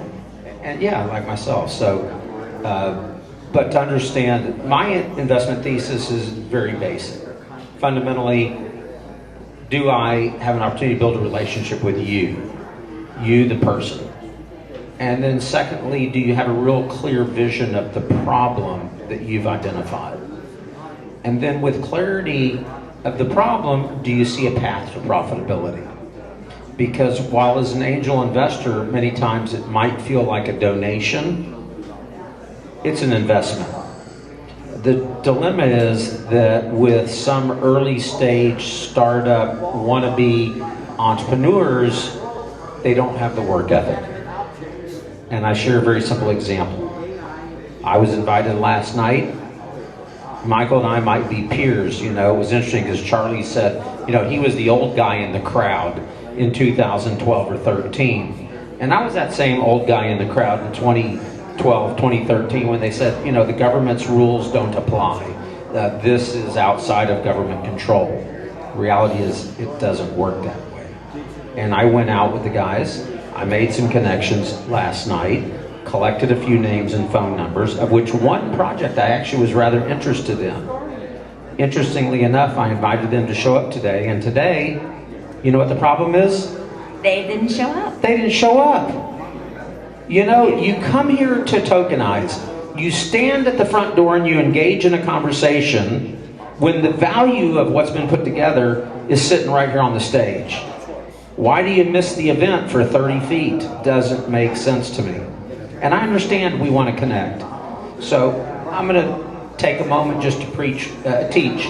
See, we're not going to preach, I'm going to teach. Okay, it's the same at the moment. Yeah. Ask them for their cell phone number. Ask them for the opportunity to take a selfie. Send that selfie to that person's cell phone number. You're now connected. One line, what's of interest to you? And then move on. You're not going to get funded here in the room, but you will make the connection that could lead to get to the funding. I can promise you guys this is the best panel you'll see. We should a hand applause for Sheldon. Panel as well. Yeah, but Sheldon, I have to say that path to profitability, it's not a Silicon Valley way. I remember speaking amazing founders with my partner from France who asked, okay, what's the plan to reach break-even? And they started literally to laugh, saying that, sorry, we don't think in those categories here. There's not even there, right. So we're gathering here at a pivotal moment, right? This is where the history moment in time that blockchain and crypto market is launching into like a next phase after all these cycles, like basically Michael's mentioned. So during this changing time, how has your investment thesis changed in the last 2 years? That in the rise of AI agents, tokenized assets, and the IP on chain. I'm not sure if our investment thesis have really changed because it's all about looking at the founder and the team, not necessarily about what's hot in the moment. But with AI especially, we are deploying AI through the exchange from a security standpoint. And obviously, I think we believe that a lot of things in the real world will be tokenized. So that's really exciting for us as an exchange. So we're hoping to see lots more tokens go on exchange and lots more real world assets being tokenized. And we're also working with regulators. I think a lot of the politicians are starting to wake up to the fact that this isn't going away, and they have to work with platforms like exchanges to make sure that the right regulations are. Thank you. There are no changes on our side. It doesn't mean that there are no surprises. We every couple of years, usually every 4 years, we create a list of things we believe in. And the last time we did it was 3.5 years ago, and it was not right in time, meaning, for example, in year 2 of current fund, we have done 0 investments, because we have found 0 companies that fitted what we believe in, but then the change happened. And for example, one of those macro trends that we predicted was that regulations are going to come to this crypto space globally in a more reasonable way than before. And it happened, and it enabled us to start investing in the US in the crypto space that we were not doing before. So it's not that our thesis has changed, but we finally see that in 5 areas that we want to invest, that we consider as the future, some of them actually are starting to move. Thank you. That makes sense, actually. So I'm hearing some, consistent messages here. So I'll wait until the 2 of you make a comment, and I'll quickly summarize. Yeah, definitely. I agree on that end as well. Our thesis doesn't really change too often, but it's hard to ignore the noise that's currently going on with narratives. So we do take a look at them differently. But I think the most important factor is the founders. How long have they been building in the space? If you're just looking at trends and saying, innovative ideas like AI, primitives, prediction markets, then it's kind of hard to see how that timing is going to work out. We have a pretty crypto-friendly administration right now, but we're not sure how that's going to happen in the next or 10 years from now. Will they still have a lot of adoption? Personally, I think we will. I think financial institutions like Franklin Templeton, Goldman Sachs, BlackRock, they've all had some kind of integration with stablecoin. Recent PayPal have integrations on that side as well. So I do think crypto rails is going to be one of the native monetary interactions in the future. But we'll definitely have to see how the timing works out. We didn't expect COVID, and that kind of impacted how everything worked on the private sale.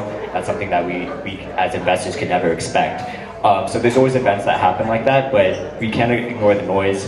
We are taking a look at prediction markets, especially with Poly Market. I think what makes Poly Market so successful in the Web 2 space is that it is a Web 3 project built on crypto rails, but it doesn't feel like a crypto project at all. So I think going forward, what we see with the bridge between Web 2 and Web 3 is going to be the bridge of that gap between consumers who have never experienced crypto before, but are able to interact and use those different kinds of interfaces. I think it's the evolution and the adoption of change. How are we going to embrace the change? AI is an inevitable tool.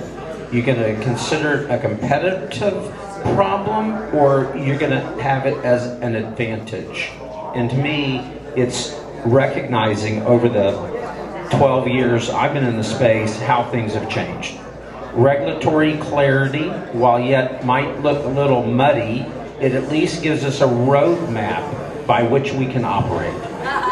And so to each of the founders out here today, they're going to pitch later, looking at people that write checks. I write checks. I've got 27 companies in the portfolio, including Hollow AI and Shiza that was here, and Monoquant that's here, and Quantum AI that's here, and I don't know how many other projects that are here in the room today. But recognize, I just want to say, but recognize change is your competitive advantage if you embrace it. Absolutely. Thank you. Thank you very much, Sheldon. So I'm going to customize, actually I'm going to ask one kind of unifying question, like how long do you guys do you take to do the due diligence on average, right? That's kind of like the longest and the shortest, for each one of you. And like, do you normally do B2B, or is it consumer focused or industry focused? So I'll let you guys finish with that round of questions. I have each question that's unique to each one of you. So yeah, so we invest mostly in projects that have tokens, since we are an exchange. We also invest in fund of funds, and I would say the DD period really it really varies. Yeah. In our case, it's anything between 2 weeks and infinity, meaning sometimes we become friends before we invest, and invest when the time is right. So, but the fastest was 2 weeks. DD was actually even shorter. 2 weeks was between opportunity showing up till signing the final papers. We were very motivated. Actually, founder wanted to take money from 10 angels. So we accepted much lower ticket than usually. Quickly did DD. We are 10 GPs. So if we focus on something, we can move really, really fast. We did DD, offered documents, signed them, wired the money, and put the rest of the money on the table and said, take it if you want, or wait for your angels. And he finally took it. That's good. Yeah. So how about you, Jeff? Yeah, I agree. Our timeline consists of either 2 weeks or infinity. We always try to build relationships with founders as best as we can, even if we don't invest in them. So if you could refer them to market makers or other venture partners or venture capitalists, we try to make that connection. But for full transparency, our whole entire process goes from taking the first call. After the first call, we have IC meetings twice a week, and we kind of discuss from each of our perspectives how it fits our narrative, how it fits our thesis, if we're able to support them in the best way we can by pushing them forward with like go-to-market, distribution, etc., to really make their company succeed as best as we can. If we align on both sides, we can make an investment in 2.5 weeks, so pretty quickly, and write out that check. Excellent. And that's interesting because I'm thinking about the FTX story that people followed without doing their own due diligence, right? Because you're trusting someone else's move. In the context that I was invited to a dinner with Vitalik Buterin, and he was sitting next to me. And quite frankly, folks, sometimes you don't see opportunity when opportunity is sitting right in front of you. That often happens, more often than Yeah. I said yes that night. Good job. So you saw it that night. So, 144,000% return, not a bad yield. But the premise is... Not bad at all. Yeah. Are you willing to say yes with the risk of losing it? And that's a question I put before my panelists, because we know that not every deal we say yes to is gonna win. See, everybody, Sheldon is working for you, right? He's really pointing out which investors are willing to lose their money, and actually we kind of all are, right? We're just hoping we get it back sometime sooner rather than later, right? Exactly. All right, and so your individual question, I'm gonna actually turn to Conrad, right? Conrad, you're in Palo Alto and kind of global. So let me ask you, why do people come to you, the entrepreneur come to you versus going to Sequoia or A16Z? So tell us a little bit It's a good question. why you're better than VC than these. We are not better, we are different. Meaning what's unique for us, what I strongly believe and why I joined the fund in 2018 is that we are all serial entrepreneurs that want to build something that matters, earning money as a side effect. One-third of the capital of the fund is actually our money. So it's not that we have 2% skin in the game, we have 35% skin in the game. And because of that conviction, we are really motivated not to fail and to help the founders not to fail, because we are aligned. We won't succeed without you. So I'm kind of a firefighter, honestly. If something goes wrong, they call me. It's a side effect that I built a lot of companies and I did a lot of firefighting for myself. So I just do it for others. And doing the same thing for 20-something years, they can call all my ex-business partners and verify it. Well, time passes fast because I thought that we still have like 8 minutes, and now I feel like we're going over time so quickly. Shirley, can you tell us, like, with all the memes that's going, that you guys invested in, and I just want to quote Michael at one of the conferences, I think was in Vegas, like, don't invest in memes.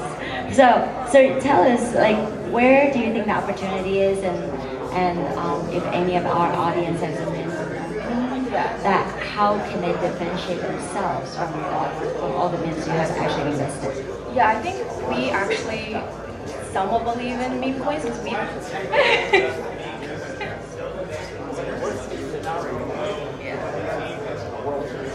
That's what I was asking. You see, you guys are.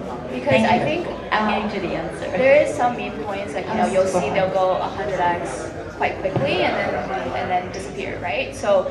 I would say it's about building a brand. Just like in Web 2, you want to build a brand in a community, but that's like extra important when you're building in Web 3 and you're launching a meme token. Is your community full of speculators, or is it filled with people that actually believe in your mission? It's part of like a community that's going to sustain you through the bear market. So I think it's about building like a lot of cultural capital and making sure that your community is very solid and you're rewarding the right people in the community and not just giving into like certain speculators and pressure in that sense. Right, so the unfair competitive advantage, like Michael said. See, I complete. Yeah. So for Jeffrey, your fund is on the second fund right now. I think your thesis is a little different than your first fund. So the kind of pivoting that you're doing, what kind of technology or what kind of company you're looking for in the blockchain space? Yeah, definitely. So our first fund was a $25 million fund. Our second fund is a $50 million fund. Hopefully we'll start deploying capital of that second fund in a very short timeline here. But our partner has told us multiple times, his name is Drew Austin, he has learned a lot from the first fund. So our whole entire narrative and thesis is similar to the same, that we really believe in founders and we want to bring the consumer applications, bridging that gap between Web 2 and Web 3 to the next space of users. But for our second fund here, we really want to look at long-term longevity. That's also why we built something out called Denari Labs, which is our accelerator program, and we also do tokenomics design on that side as well. So we really want to push and support as many projects as we can, and help them with go-to distribution, go-to-market. I think that's the most important thing. Even if they don't have a product that's ready yet, making sure that they're able to apply that, their ideas and what they want to build out into the bigger ecosystem, I think is really important. And you also have team members like me, so you guys are getting my full support. I'll be there 24/7 for you guys, except for the weekends most of the time. But I'll be there to support you and help you guys build and push out your ideas as best as we can to support you in any way possible. That's great.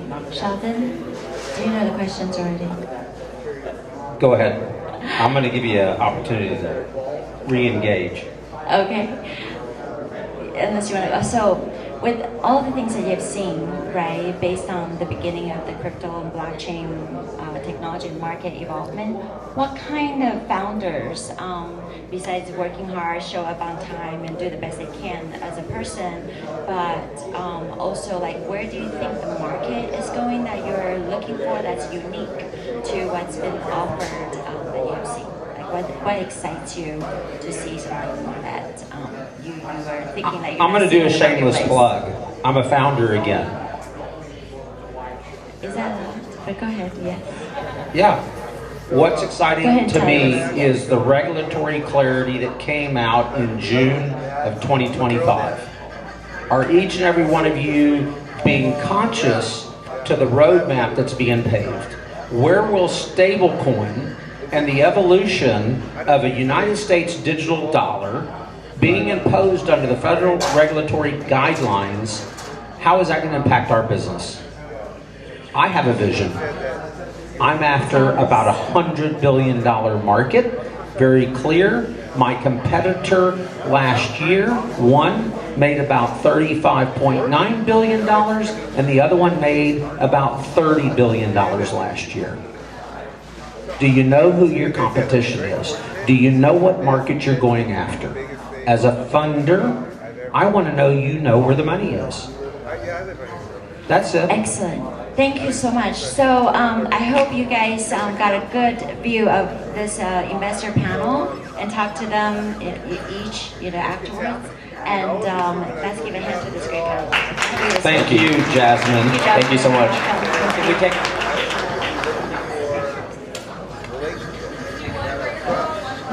that understand where we're going, the level of risk and trust that we need, and for capital partners to do those things. And for me, my capital partners have always been people that are part of the team. Transparency access, not people that are people that we can't know. Because when you're dealing with reputations like Dan Golden or our bankers UBS, private bank, our bankers. Yo, on. What happened? I'll be right back. What happened? Oh. Managing partners to Rockefeller. So we've got a lot of real people, real things, real reputations. We cannot miss. So are you 50-50 on both companies, or just? I'm the founder. Bright Lab was a merger with Ali, equity company, private equity company.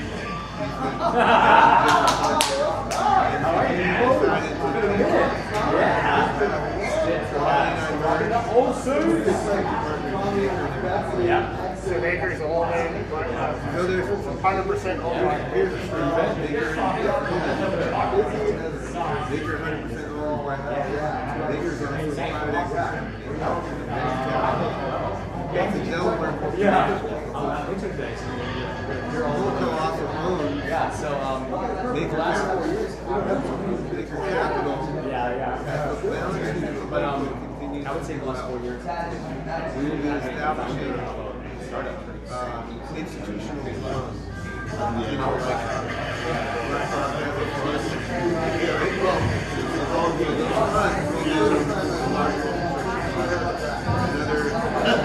BlackRock has a fund. Our Baker UBS. That's where the money can be. UBS. So now we're ready to go or what?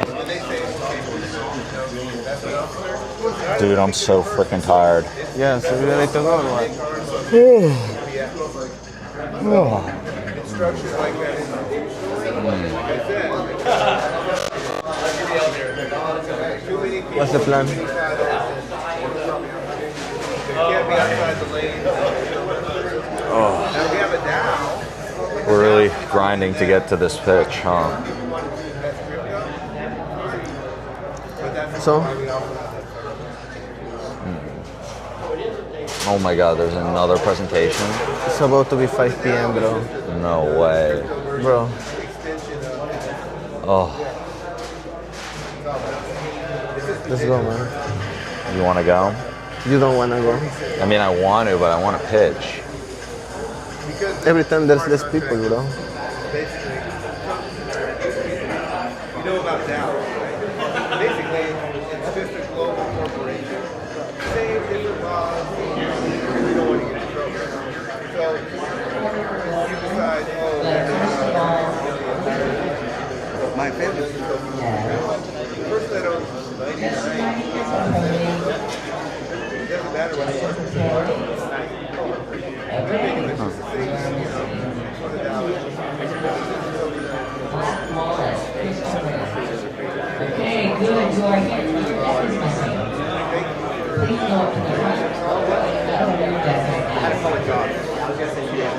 wide world, Sam. Yeah, no. How did that conversation go? Braden Pierce, Andromeda. Braden, we have an answer for your pitch. How's it going? Good to see you. See you again. Oh. For everybody else that's we're going to introduce the judges, and then we'll go ahead and actually start first. Okay, Lithium, you're first. Second, Saeed with Shiza. Third, Novel, Todd Brockman. 4 is Nikolai, Simon. 5 is Chris, Joey. 6 is Julian.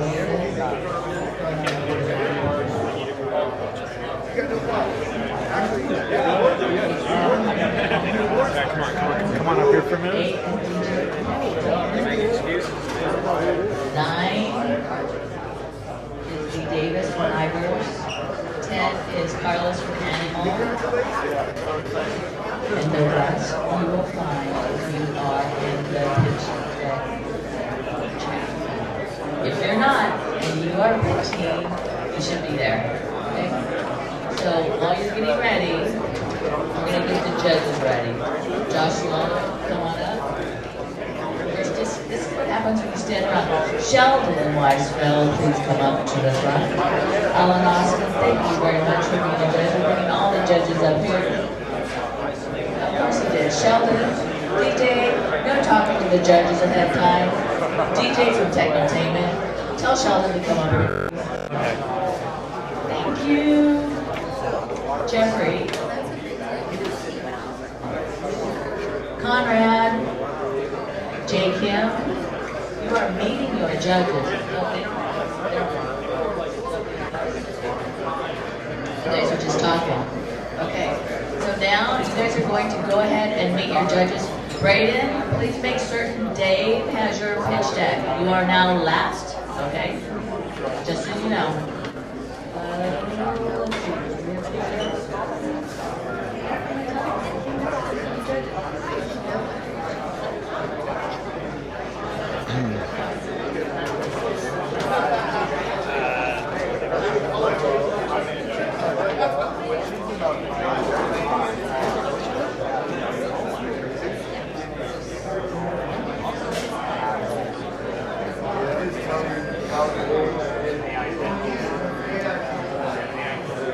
Let's see.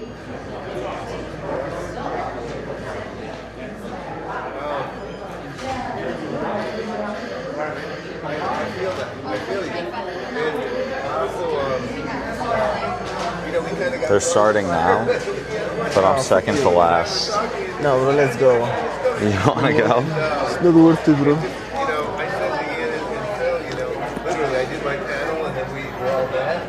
So we're leaving, right? What? So we're leaving, right? You want to leave? You don't want to?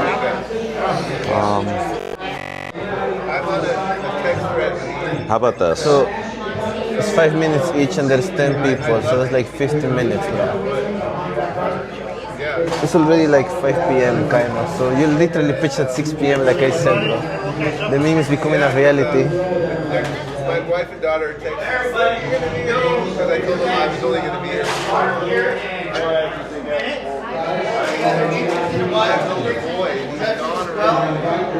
Please make your way on over. If not, please keep the noise down. Excuse me. Quick question. Yes. I'm running a bit late for another event, and I'm pitching. I'm second to last on the agenda. I was just wondering if there's any chance that I could get moved up. What's your project? MyWorker. Oh, damn. I also can pitch it without a deck. Like, I can just give it, like, straight. I'm just looking at the timing. No worries if you can. I know that, like, you have a schedule and there's a lot going on, but, yeah. But totally cool. If you can, that'd be great. If not, then that's also okay, and then you can take me off. So, either way. You want to hear what's being sold, or hear what's being pitched? This is the place to do it. Our judges. Yo, Andres, I might be getting moved up to like one of the first ones. Can I see the thing? Damn, what the fuck? What is it? That's why I was like, there's a lot of there's a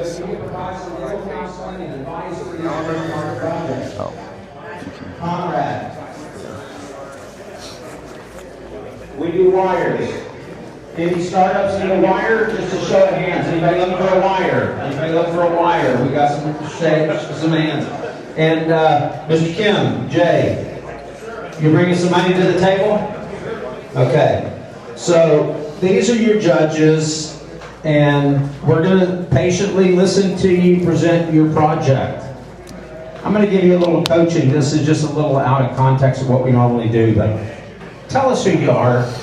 Tell us what the problem is you're looking to address, and share with us how your problem-solving strategy with your team is going to make money. Gentlemen, anything else you're looking to see or hear today from who's pitching? I won't pass the mic.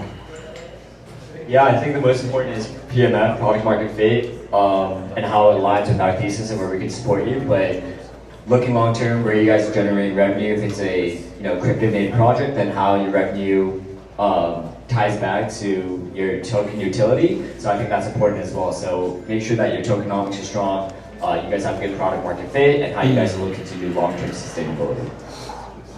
I agree with the long term. I mean, nothing specific. I look forward to hearing what everybody has to say here, but I always kind of look at what's important long term, what's sustainable long term, especially with so many things that have come and gone in the space. How we learn from those things and build for the future.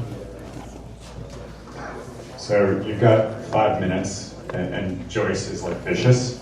So don't get hung up on telling us how your technology works.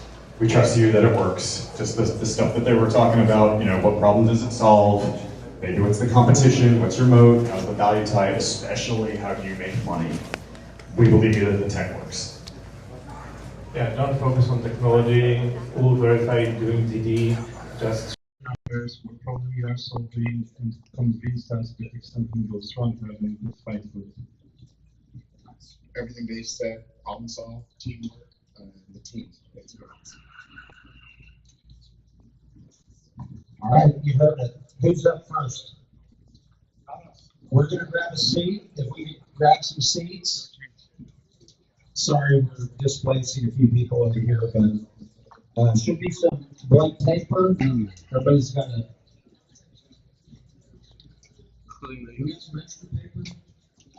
We'll find out if we're going up first or not. I don't know. Yeah, I asked. All right, we'll see if I can remember this fucking script.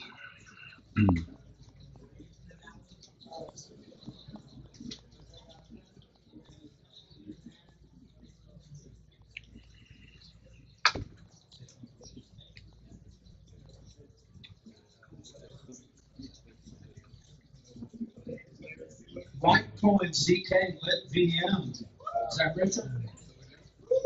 No, they're trying to move it.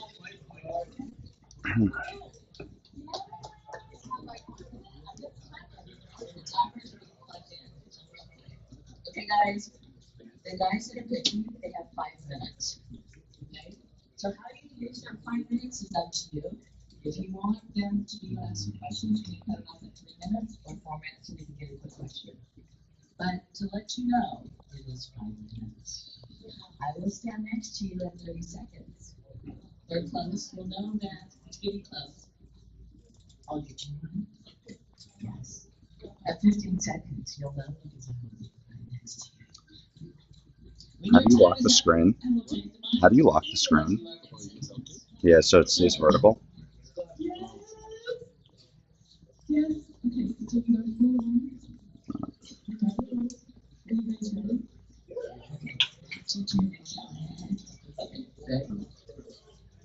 We'll see. We'll see if I'm one of the first.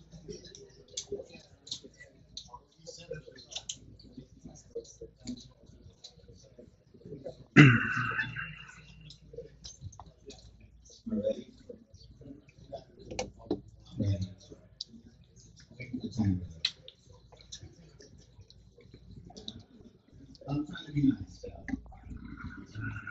Well, my name is Richard. I'm the chief of staff here digital assets. If you don't know who LDA is, we are the venture studio that originally incubated Polygon before. So what I'm going to present to you today is Litecoin's first ZK on-chain Lithium. So this is not our very first endeavor building out ecosystems and true unicorns before. So let me go ahead and run you through this. So who in here owns Litecoin? See a resume. Well, quite a bit in here. And so what do you guys do with your Litecoin? You guys just hold it? I mean, maybe make a couple of transactions here and there for a little bit of food, gas, maybe investing into another project. Yeah, not very much quite yet. But what Lithium is currently doing is allowing you access to now draw yield from the different DeFi strategies that we now will be introducing with the layer 2. These are basically the rising Litecoin metrics on how we utilize it. It's one of the most utilized payment rail systems already known in the crypto industry. And we are basically going to be unlocking that hard money with different and advanced payment rails. So why Litecoin? Well, because why not Litecoin? We're the very first Litecoin L2 that's actually endorsed by the foundation and Charlie Lee himself. In fact, in San Francisco, I had a personal meeting with Charlie Lee, and we'll be having some really incredible news coming out here shortly. Here's our amazing team. I know this is probably one of the biggest things that a lot of investors and VCs look for is who's on the team, what they've done before, and are they still in the game today. So we've got Ronald Amaya, who's Aztec, he's our CSO and co-founder. He's actually the individual who came up with the strategy for Polygon to rebrand from the Matic network into Polygon. He also helped incubate QuickSwap as well, which is another unicorn that we developed because of Matic networks asked at the time for a native DEX on Polygon. So that's another part of us helping incubate a full-out ecosystem. We've got Roxanne Rise, the CEO, co-founder of QuickSwap, who is also on the grants board of Polygon as well. We've got Ian Gago with Bitcoin OS, which was the very first tech to execute a true ZK transaction for Bitcoin. We have Ivan, who is the CEO of Charms. Vasile, who is the head of the Gateway as well. So Gateway is part of our tech stack. They're the ones who developed the SP1 Prover and also the Aragon Time. If you guys are familiar with ZK or Aragon Time, then you would understand that these are heavy lifters who are actually progressing the ZK space. We also have David Schwartz from the Litecoin Foundation, head of partnerships. We've got the godfather of cryptography, David Trump, and the godfather of crypto, Michael Turpin. Pause there, and thank you again, Michael, for bringing us together here. So a lot of original, or a lot of organic coverage that we've already had. We haven't created a single KOL, and everything is just moving and taking off without coming out of pocket with anybody. Why? Because everybody loves and they Michael, care about this. how's it going, man? And this is what the community Good seeing you. needs. Just a few other things running down. This is kind of the idea of basically the trustless ZK. This is why it's a true ZK omni-chain. Let me go back here. So this is our tech stack as well. If you guys are interested and want to know more, I have a GitHub access. We decided an NDA. That's how far along we are. This is basically the layer of Litecoin asset focus here. So we've got Charms, Litecoin, LTC20s, Ruse, Litecoin Oracles, very similar to what Bitcoin's already doing, right? This is our road to the mainnet, basically. And so Charms is part of our trustless bridge integration. I know I've thrown that term around a couple of times, and that's exactly what it does.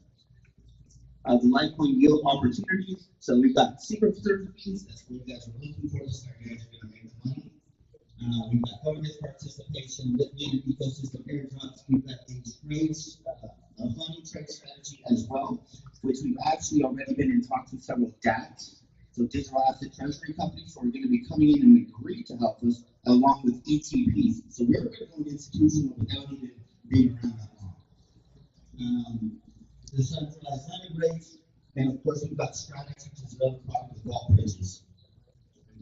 This is a little bit more about the institutional Litecoin yield strategy, tokenomics, and that's it. Any questions? Thank you very much. Thank you very much. Okay, next. I'll see. Judges. Nice job, man. Shazam, Appreciate it. Shazam. Okay, guys, get ready. I can go without a deck if that's fine. I'll just go up and talk for a little bit. Okay.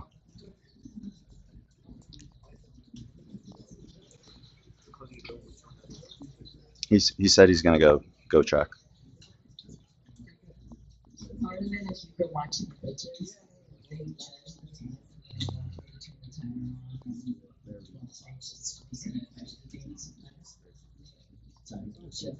Ready?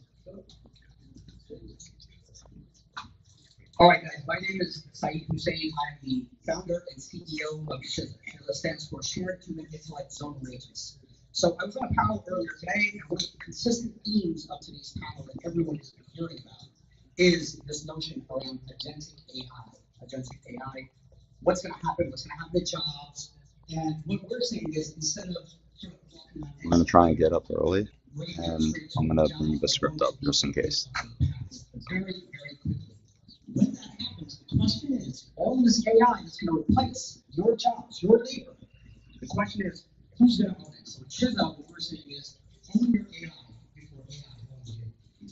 So according to Goldman Sachs, it's a small little firm you guys may have heard of, 300 million jobs were slated to go away, right? And that's just knowledge work, and that's going to happen very, very quickly. Now, one of the stats that I was utilizing earlier was 300 million times on average knowledge work, 100K. That's a $30 trillion problem that's going to be coming to the market very, very rapidly.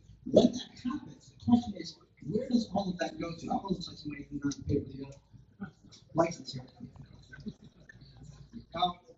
We keep going. So when that happens, the question is, I forgot the tweets next. That's okay. That's okay. So the question then is, when that happens, who's going to own that AI? Is it going to be centralized entities like an OpenAI or a Google or an Anthropic, or is it going to be you, individuals? Instead of working with this large language model who have ownership of your data, we're introducing the concept of an individualized language model. So I have or your building. Your building is not only yours, no one else has access to your building except for you. And if someone wants access to your building, you can have permission access to be able to do so. SHIZA is building the infrastructure for AI ownership. What that includes is, from the beginning, we are building up the ability to own, capture, develop, and monetize on the novel human experience. Why? Because in this post-agentic world that's very, very rapidly approaching us, things like data are going to be commoditized. LLMs are going to get commoditized. Your agents are going to get commoditized. So all of these things which you consider to be assets today will get commoditized tomorrow. When that happens, what's the real asset? What we're positing is that the asset becomes a novel human experience. Therefore, the ability to be able to develop, own, capture, and monetize on a novel human experience becomes that asset of the future. So then the ability to be able to take that experience, convert that into a digital asset so that other agents are going to be subscribing to it. That's where the value lies. That is how we're going to start to shift from being a labor-driven economy into what we call an intellect-driven economy. When that happens, make sure that everyone is in. So, my background, what gives us the ability to be able to do so? Right? My background is 2.5 decades in the capital markets. Our team comprises of folks who've been with me for the last 5 years across a variety of different ventures. 2.5 decades in data and analytics, and then blockchain as well. So where we are now is we are post-product, we are post-revenue, and we are pre-explosion. So anyone who wants to take part in that explosion, come join us, come talk to me. I'm here. Thank you. Well, if this thing's ready to work, let's go through some of the slides. The revenue model is, at the most baseline, SaaS. Your ability to we have a product as a developer, right, which is what we're seeing as a companion. These are all the products that we're having. SaaS model, but we are going to kill our own model as well. SaaS is going to go the way of the dinosaurs as well. When that happens, we're building out this marketplace for these intellects, for these agents, every single transaction that's going to happen, we monetize on that. That is where the Shiba token comes into play. Our what's that? I'll repeat it. The team comprises of some folks that you may know here, who are all dressed up right now in this slide as shivers, as we like to say.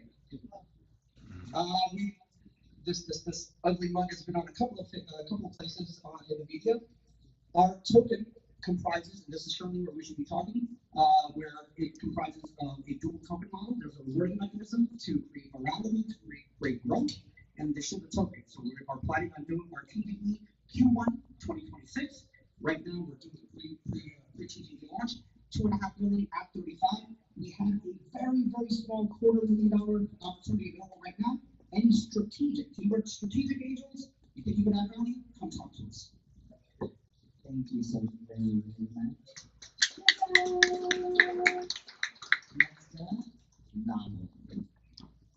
I'm gonna go ask again.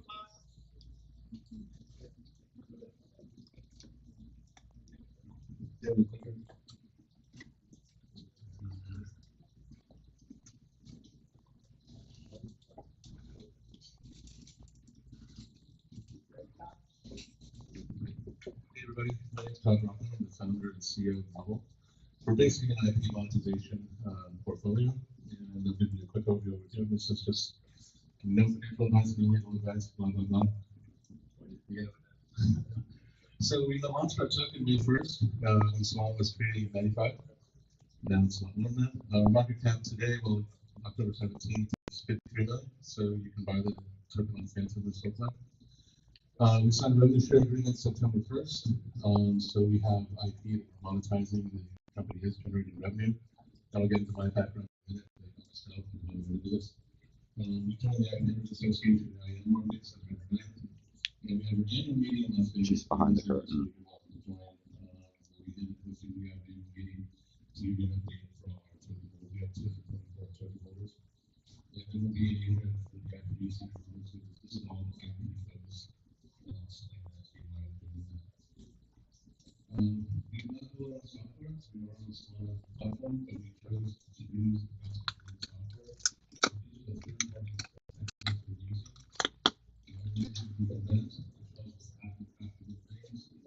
Story IP is still new right now. They have a multi-million-dollar market cap, very successful IP platform. So what's happening here?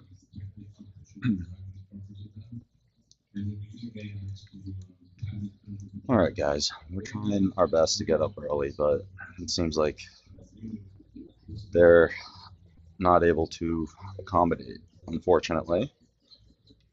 But I feel like we should still stay in pitch.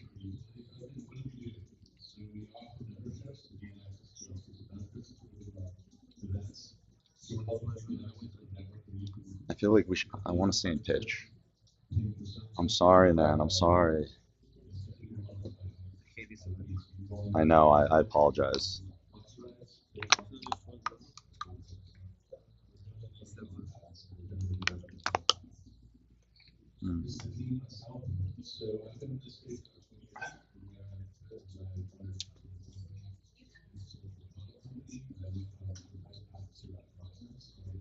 All right, guys, we're going to practice this one time because else we might forget it.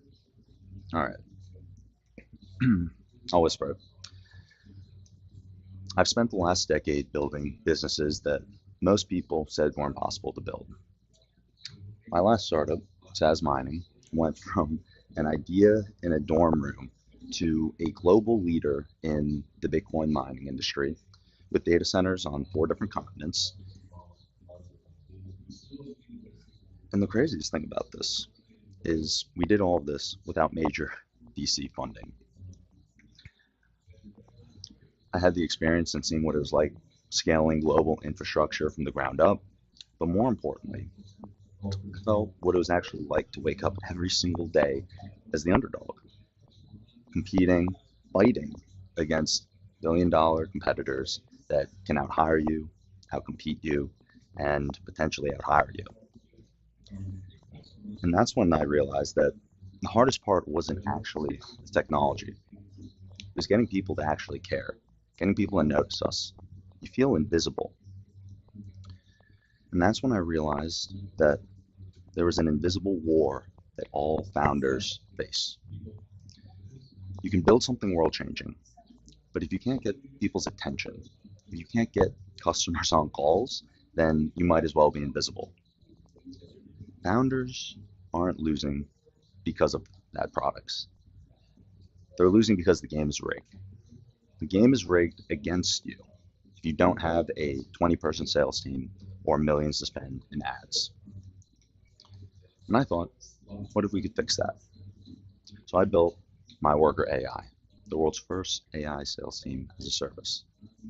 At MyWorker, it's like giving every founder their own full stack outbound sales team.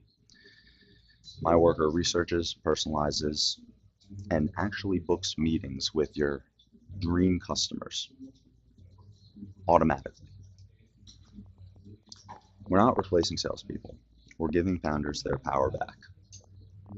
We already have 15 paying customers, some founders doing millions in revenue, paying anywhere from $99 to $4.99 a month. And we started expanding to larger packages where data has shown that customers are already seeing $10,000 plus deals coming in from MyWorker's initial.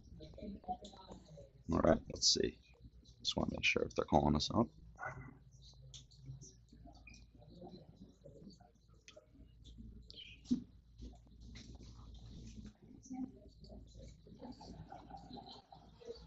Let's see if we got skipped to the front. Guys, look at Andres. Andres is so, I feel so bad, man. I'm sorry. I'm sorry. I didn't.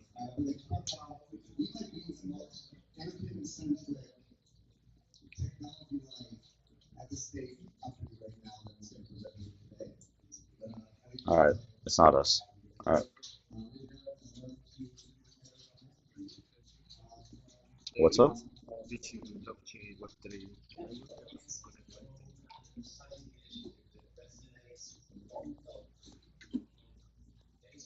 I feel like it's still worth pitching.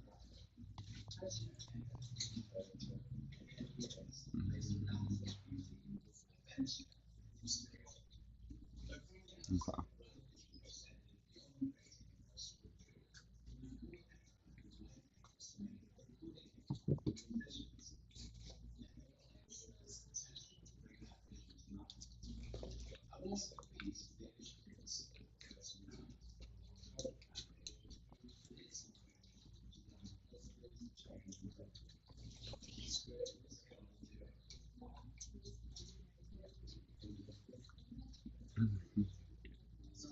All right, we'll take it from the top now. All right, what's on that? We can afford it. I've spent the last decade building companies that most people said were impossible to build. My last startup, SAS Mining, went from an idea in a dorm room to a global Bitcoin leader with facilities operating on 4 continents. And we did all of this without any major VC backing. I learned how to build global scale infrastructure from the ground up, but more importantly, I learned what it was like waking up every single day as the underdog, what it felt like fighting against billion-dollar competitors who can outspend, out-hire, and out-advertise you. The hardest part wasn't actually building the technology. It was getting people to notice us, getting people to actually care. You feel invisible. And that's when I realized that this is the invisible war that every great founder faces. You can build something world-changing, something absolutely amazing, but if you can't get people's attention, if you can't get people to actually, your customers on calls, then you might as well be invisible. Founders today are not losing because they've got bad products. They're losing today because the game is rigged. It's rigged against you if you don't have a 20-person sales team or millions to spend in ads. So I thought, what if I fix that? So I built MyWorker AI, the world's first AI sales team as a service. MyWorker is giving founders a full stack outbound sales team instantly. It's giving MyWorker researches, personalizes, and books qualified meetings with your ideal target customers, your ideal dream customers, automatically. We're not replacing salespeople. We're giving founders their power back. We've already got 15 paying customers, some founders doing millions in revenue, paying $199 to $499 a month. And we're rolling out larger enterprise plans where the data showing that some customers are closing deals worth tens of thousands of dollars that were initially initiated by MyWorker AI software. That's product market fit the hard way. That's not hype, that's earning trust the real way. Our founding and advisory team has over 5 successful exits. We just graduated the Pegasus Accelerator, and we are backed by some of the best operators and sharpest minds in tech. And that's exactly why we're building this. This is going to sound crazy, but 5 years from now, I believe that every company will have an AI sales team. MyWorker isn't just automating outreach. It's democratizing growth. It's making it so scaling is not only accessible to the privileged elite who get VC funding, because the next unicorn shouldn't die in silence. And scaling should be accessible to the founders who are building something worth building. I'm William Samsegi, founder of MyWorker AI. We're not here to play the old game. We're here to rewrite the rules and give every founder a fighting chance. All right.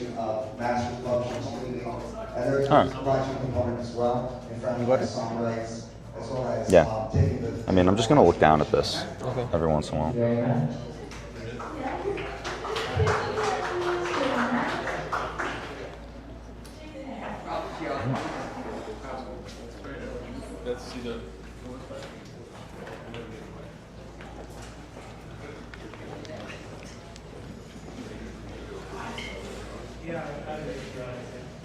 Hello everybody, I'm Joey, the CEO and founder of Pixel Campus. And we have our Chief Creative Officer Jojo. Guys, I feel bad. Look at what I'm doing to Andres. CTS event, bro. This is all built from Unreal 5, Pixel Stream, been the centerpiece of a lot of events. I feel like I'm losing my voice. I feel like I'm losing my brain, bro. What the fuck? Yeah, I don't know. I don't know what's going on here, guys. Yeah. Let's go to the deck, but we do about 5 minutes here, so I'm going to change things up here and get right into it. So let's go ahead and give you a little bit of history of Pixel Campus. So we actually started off as a New York game studio. One of the Epic Mega Grant. Do they give money or anything? What's up? Do they give money? The judges have money. I think that guy Sheldon, we couldn't potentially raise from him. It seems like he is pretty quick to make decisions with founders at the angel stage. He's one of the judges? He's one of the judges. He was the guy who was on the far left of the panel right before the pitches started.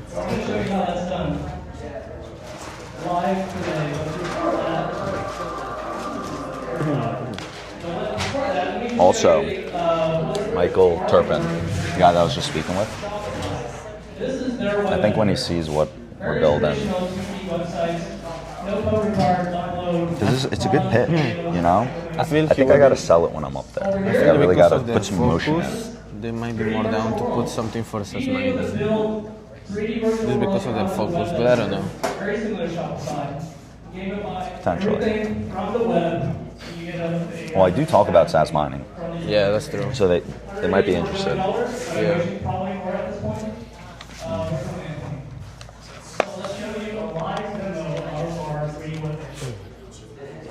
Plus, you hear the pitches, like they're okay, but they don't have the same story that we have. Yeah, they're suck-ass, bro. They suck-ass. Yours will be the best. Yeah. Just the shittiest event, bro. But yeah, I think so. Oh, he's going to check. And we're going to go ahead and He just looked at me and he turned around right away to go check. text create a living room, please. So there you go. It's going to think. How's it going? Loading. Be able to stick around for like Right here is generating 3D file. This is uploaded on the web in AWS servers. That's a good point. What is the? Is there a prize, cash prize for the winner? No, we don't offer cash prize, but we do What do we have here? Let's put in the multiple VCs here. Okay. I mean, I've closed deals here, millions of dollars. Yeah. I mean, collectively, yeah. You gave a good pitch, by the way, man. Nice job. Yeah. Do you give a lot of pitches? A lot of practice? I mean, yeah. I mean, I'm just natural at it. So. Okay, cool. And so afterwards, the judging, and then there's the after party, right? What's your next? What's the other one? So I'm going to be pitching MyWorker, but the other. Oh, you mean the other event? My friend Grace, she's putting on an event. I think. Yeah. I told her I'd go, but I think that just with the timing, it's kind of close. There's money here, so. Yeah, no, you're right. You're right. I feel that. And so I guess there are a lot other investors in the room as well outside of. Okay. Yeah. You bring up a good point. It's just one of those things. It's always one of those things. It's like you can't win them all. No, not anything, but I never get to go to the Yeah. Well, so how did you get involved with putting these on? Because BitAngels has been around for a while, 14 years. 14 years? Wow. Fortnite, teenagers. Yeah, one day just showed up. Next generation of spenders. We will be positioning ourselves. And then left. And then they're like, yeah, you should host the events. Just help out. Strategic partnerships. I mean, I did one in Korea, Singapore, every fucking where. Yeah. Just So an SF. how often are BitAngel events going on? Like literally just had one last week in San Francisco, and the week before that we were in Singapore. The week before that we were in Korea. Okay, I see. Happens all the time, man. Like they're global. If you look at the website, they're everywhere. You get the full list. Okay. And a lot of the city leaders are autonomous. So. Yeah, we should stay. I guess you should go if you want, but I feel like I should stay.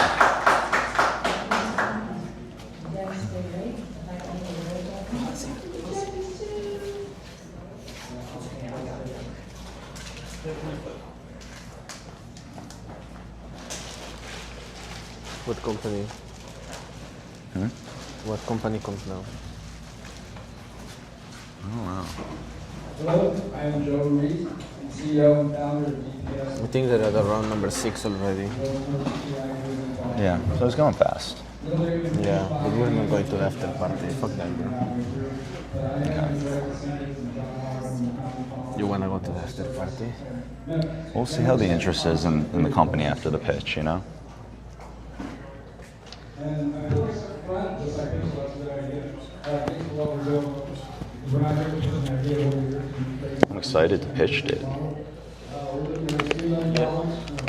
So guys, I know that we've had to whisper the majority of this event because we've been by the panels, we've been by the stage, and this place is like a really small, I don't know, like the sound travels, and like people keep telling us to come over and be quiet, but you guys are gonna get to see me, you know, work off the rust a little bit, get back on stage, do some pitching. I feel like when I was building SAS Mining, I was doing a lot more events like speaking, pitching, and it feels kind of weird because I feel like I've been behind a computer a lot. I mean, up until Tech Week last week, I don't even know how to explain it, but I was just in front of the computer a lot. I mean, you guys see it if you tune into the streams, but outside of the streams, I mean, the only time I was leaving the house was to go to the gym or whatever it might be. And then we went to SF, went to a lot of events, powering through the end here in LA. And yeah, getting on stage. I mean, we haven't been on a talk, like a live talk, in a while. So this is going to be fun. High stakes for us actually at the moment, because I think that this is actually a key window to raise capital. Because later in the year, when it comes to like Christmas and Thanksgiving, if you haven't closed capital by that time, it actually gets way harder too, because the investors, they go out on vacation, they go on breaks. So yeah, we definitely want to make sure we go out there, give it our best shot.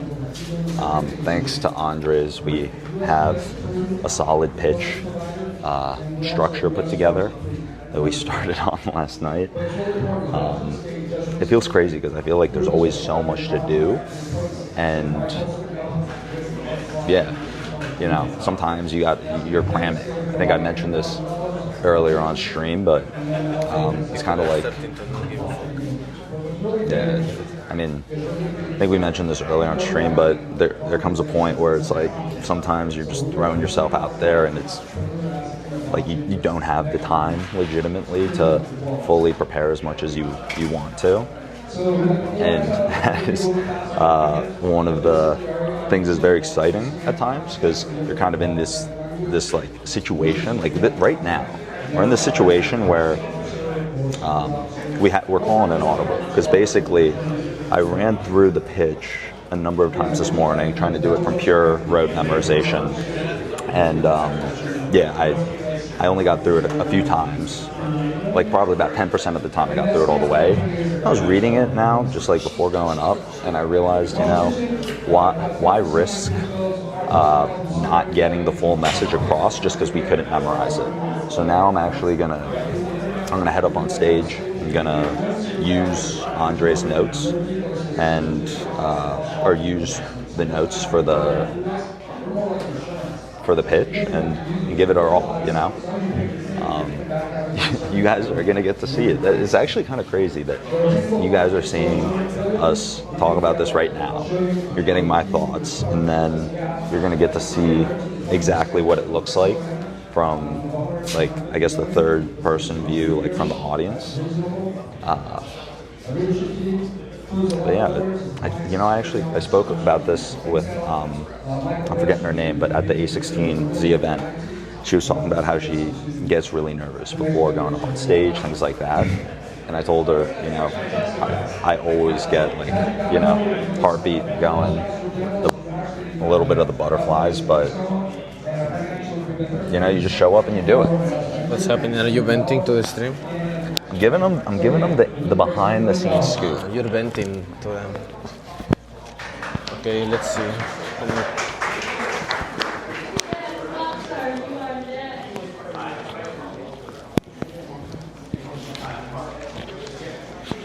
Yeah, so. Hi everyone, I'm Mayu. I think that's pretty much all my thoughts. We're gonna go up there. I think the big thing, I'm gonna try and retroactively think through or critique myself ahead of time. I think that, like, there are gonna be certain times where I've seen this in the past where it's like I'm really tired or I'm like fully awake, and I gotta make a conscious effort to kind of go one way or the other. And right now, the company is definitely Porn Star, bro. Sound like Porn Star. That's crazy name.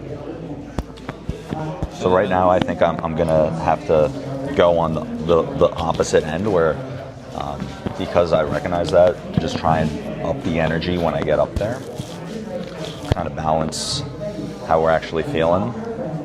You're already bitching out. Nah, bro. Nah. We're gonna nail it. I know you'll do good. Make sure the phone's ready to go too.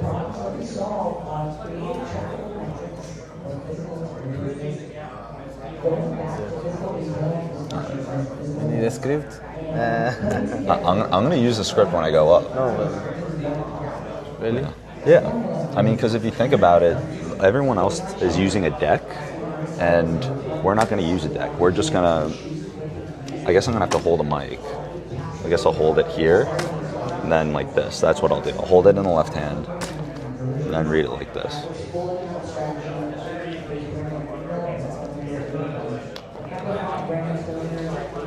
No, this is good. All right. Then, whenever we're trying to remember what we need to say, we give it a quick glance down.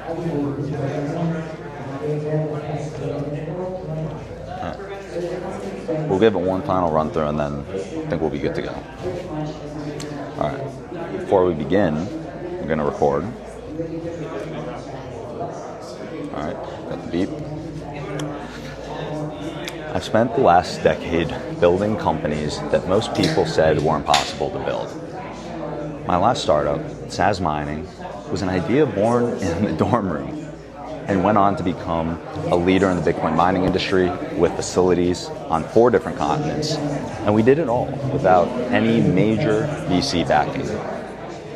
I learned how to build global infrastructure from scratch, but more importantly, I learned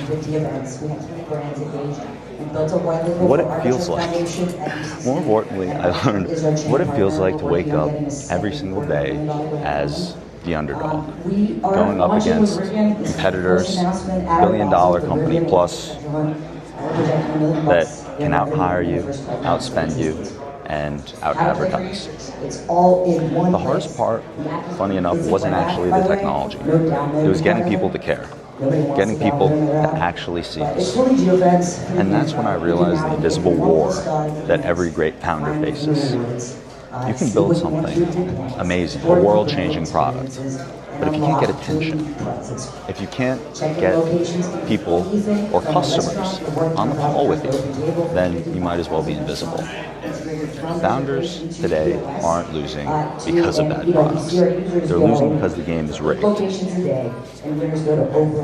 The game is rigged against you. You don't have millions of dollars to spend to hire a 20-person sales team or spend millions in ad revenue. So I thought, what if we could fix that? So I built MyWorker AI, the world's first AI sales team as a service. It's like giving founders a full-stack outbound sales team instantly. MyWorker personalizes, writes, and books qualified meetings with your dream customers automatically. And we're not replacing salespeople. We're giving founders their power back. We've already got 15 paying customers, founders doing millions in revenue who pay $99 to $4.99 a month, and we're expanding to enterprise plans with larger ticket prices of $3,999 a month. And customers are already seeing results, data showing customers closing tens of thousands in revenue from meetings booked directly from MyWorker AI. That's product market fit right there, the hard way, not by raising hype, but by earning people's trust. Our founding and advisory team has over 5 successful exits, and we just graduated from the Pegasus Accelerator, backed by some of the sharpest angels and operators in tech. But the truth is that this team isn't a team of just academics or theorists. We're battle-tested founders who've lived through the pain of trying to scale without a war chest. And that's exactly why we're building this. I think they're at around number 8. All right, we're almost there. Maybe, almost. I got you. I have a bad phone.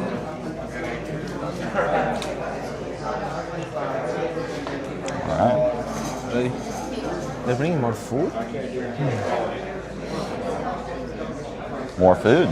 Yeah, these people live here, that's crazy. What's up? They live here, man.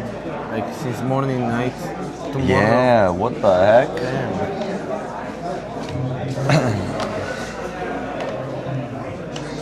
See, this is why I always say it's good to go first, because then you're going when the entire...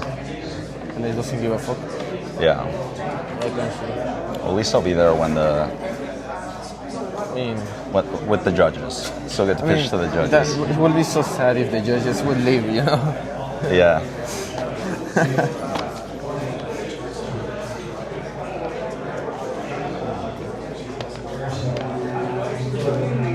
Ready? We're still pitching. Yeah. You can grab the camera when we go over. I'd rather, you know, keep the blood flowing, stay standing up.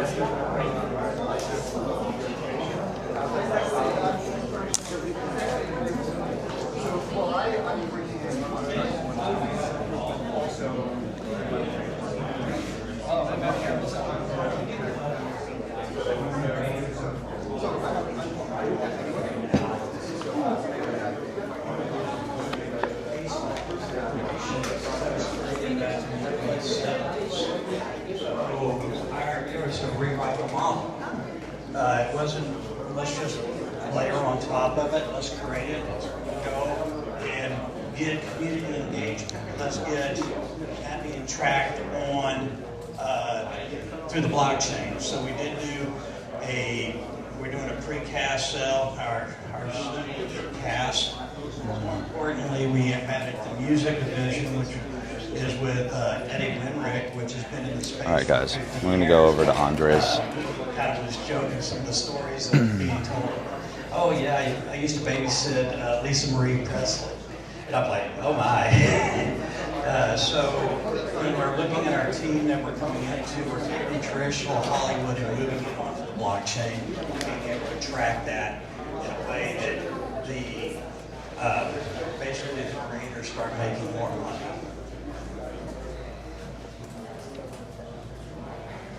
So basically, we're able to put this on any other organization, and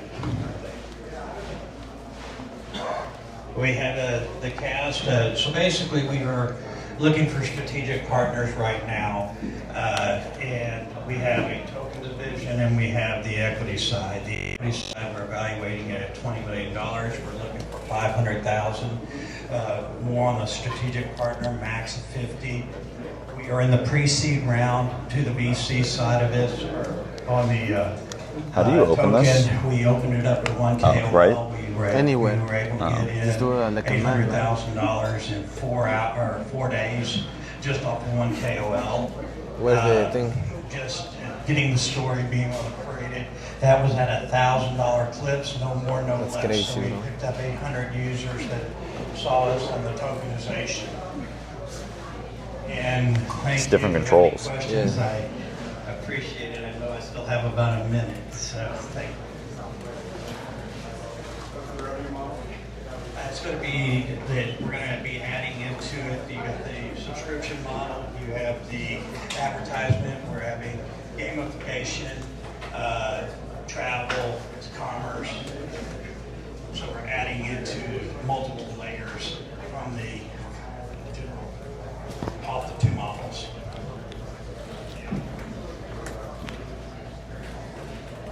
What blockchain is going on? Actually, that's a good question. We're going to be hopefully getting on different versions of the chains. So we're going to run it on multiple different, depending on the grants and everything that's available on that situation. You said you had $1,000 offerings. Yes. And you raised from how many people? 800. That's $800,000. Correct. I heard you just ask for $500,000 at a $20 million valuation. Why do you need another 500? That was going to be on the strategic partners.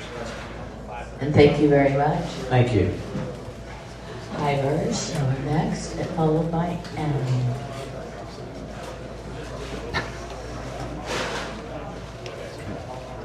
Yes, we moved Spawn Star up. They had to go earlier. Did you see it? Did you find it?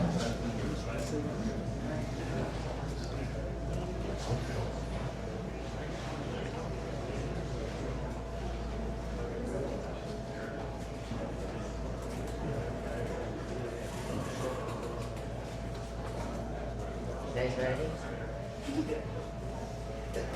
You expected us to make it easy and everybody would be in the same exact order that we planned? Okay.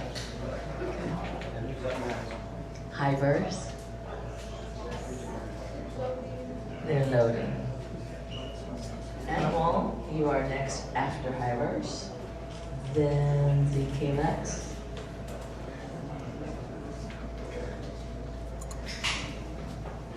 Bro, you said 10. Oh, we're waiting. What's up? You said The 10. judges. She Is just there named 5 anything- more before you. No way. She just did name like other 5. You know. Are you serious? Yeah. You didn't hear?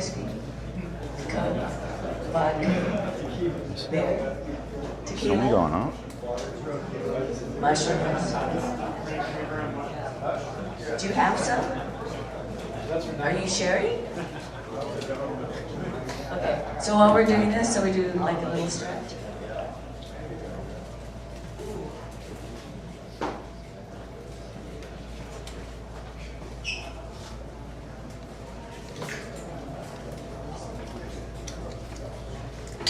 You didn't listen?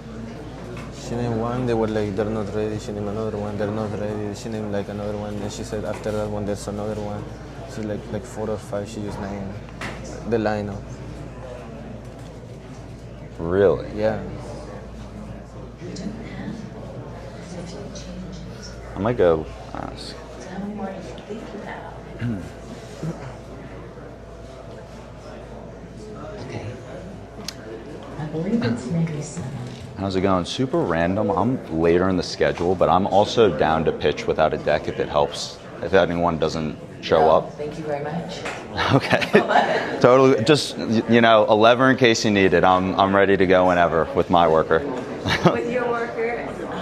You know what? Look, he's got balls coming up to ask. I don't know. Let's see how I can do it without a deck, just, you know, so to keep everyone, you know, vibes up. Vibes up? You know, they're supposed to be going on right now. I don't want to cut anyone off, though, so if it's... I don't know. What's your stuff about? It's called MyWorker AI. We're later in the presentation. Aren't you? You're later. Okay, go. Yeah. Okay. Nice try on the experts. Nice try. Did you see that? Okay.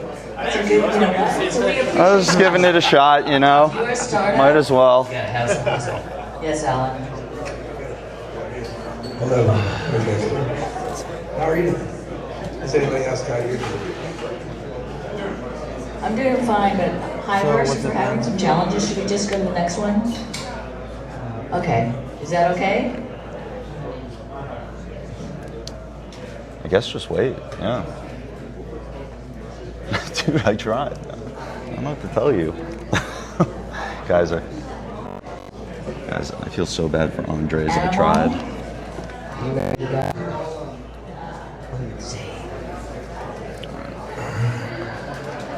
Pause. Does it name like animal? I bet he's good at training dogs and cats. He's just coming back on. I think so.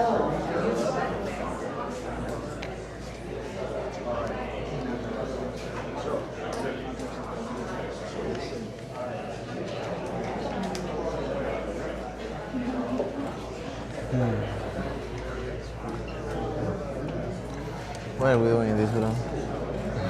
Animals. They told you to fuck off for life, bro. I know.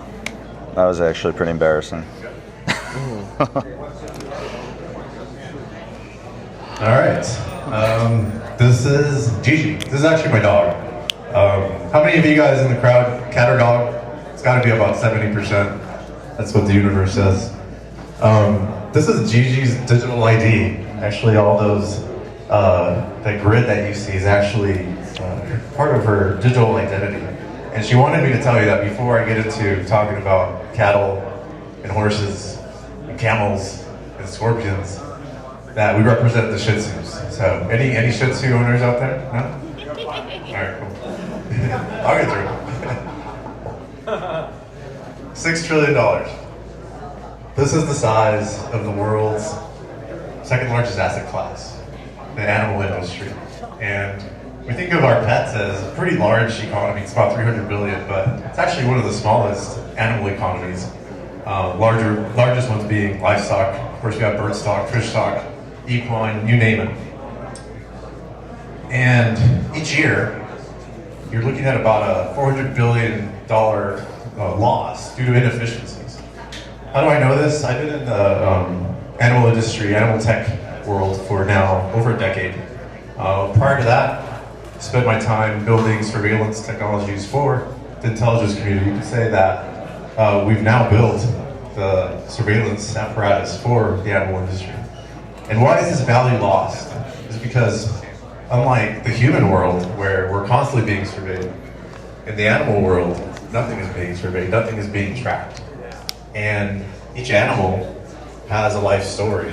That life story leads to opportunities. Those opportunities lead to revenue. For instance, if a cattle needs a vaccination, a company like Zoetis is there ready to make that transaction. So what we did, rather than fix what doesn't exist, is we are now creating the rails for the animal industry. And we're building that on blockchain with a combination of AI. So one identity for each animal, AI for every decision. There's over 10 billion animals on Earth at any given moment, 6 billion caregivers. Effectively, 80% of the world's population interacts with companion animals. We deal with them, of course, for nutrition, for health, for apparel, etc. There's about 500,000 companies that deal with this economy, making up about 500 million daily transactions. So what do? We actually have two pieces to the puzzle. One is the trust layer. The animal ID, the set of animal IDs, the trust layer is made up of verified data from verified sources, and the working brain, the AI, is an AI trained specifically for animal care. What does that mean? That means everything from veterinary care to, it's not working, from veterinary care to being able to demonstrate that an asset such as a horse is real, is yours. It is the appropriate description that you paid for, etc. And all that data creates trust. Trust creates opportunities, as I mentioned. Opportunities lead to financial instruments like insurance, loans. And what we've done so far is on our rails, we've deployed multiple different use cases. One's personalized pet care. One is capital access for cattle farm operators. And one that will be launching soon is veterinary AI.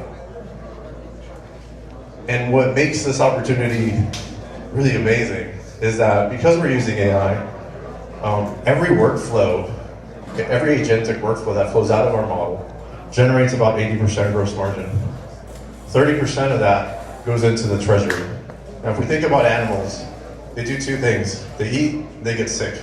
So as long as these animals are eating, that treasury is going to grow. That's what we're building, a sustainable economy. We have 2.5 million animals on chain. About 1 million of those are verified by veterinarians, about 8,000 daily active users. And our retention rate is strong, meaning once the users find the value that they're seeking, they stay on the platform. What are we looking for? It's real simple. We've raised $6.5 million on our pre-seed round, led by Nestle, which is the second largest food producer for the animal world, along with a bunch of deep-in crypto investors. We're now pre-seed, pre our seed round, we're looking for a $2 million strategic round. The purpose of this round is to gain access to new markets globally, or access to markets that we don't have access to. So we're actually looking for family offices that can gain us access to different markets around the world. Team, over a decade in the animal space. ZKLX, are you next? About 2 decades in the animal space. Been working with the same founders for 20 years. 2 exits, 4th startup, 2nd in the animal world. Thank you very much. Hi. Sorry. This is trick or treat. Hi. Absolutely. Hi. We're going back to you, and then ZKLX, you're next. Sorry guys, but the best things come to those who wait. So my mom's pillow said growing up. All right, my name is P. Davies. Some of you know me as an actor, a writer, producer, CEO at Hive Global Media, or the person who served you lunch. Suffice it to say, I've worn a lot of hats in the tech-entertainment industry, which is why I feel like I have a pretty good idea of where it's going. And where it's going is, well, the future of content will be immersive. So We're building where it's going, an immersive social media platform with interoperable AI tools where anyone can create 3D content easily. But you've had enough people talking to you, I'd rather show you than tell you. Play. Yes, walk, walk, walk.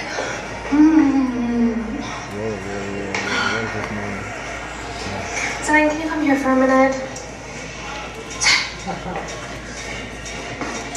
What's up? What are you doing? Just making TikToks.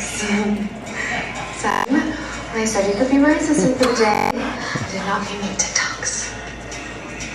Whoa. Chill, bro. What's with the tense vibe? Zane, we are not at the ashram. We are at work. Give me a shanti. Who's Shanti? The second model. Oh, yeah, she never showed. Did you call her agent? Called her was over in America. Yeah, no. Calling just gives me mad anxiety. This is a shitty ass universe. Yeah. I can model. Well, I just don't know what the company does. Yeah, see, exactly. It's too Thank slow. you both for the offer, but the art direction was very specific. They need someone who looks like Naomi Campbell. But I'll think of something.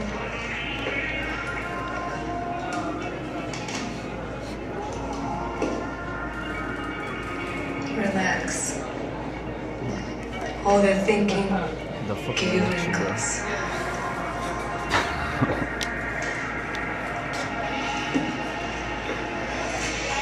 I like it. Why don't we just create the third model? Whoa! My God. Even virtual, she looks beautiful.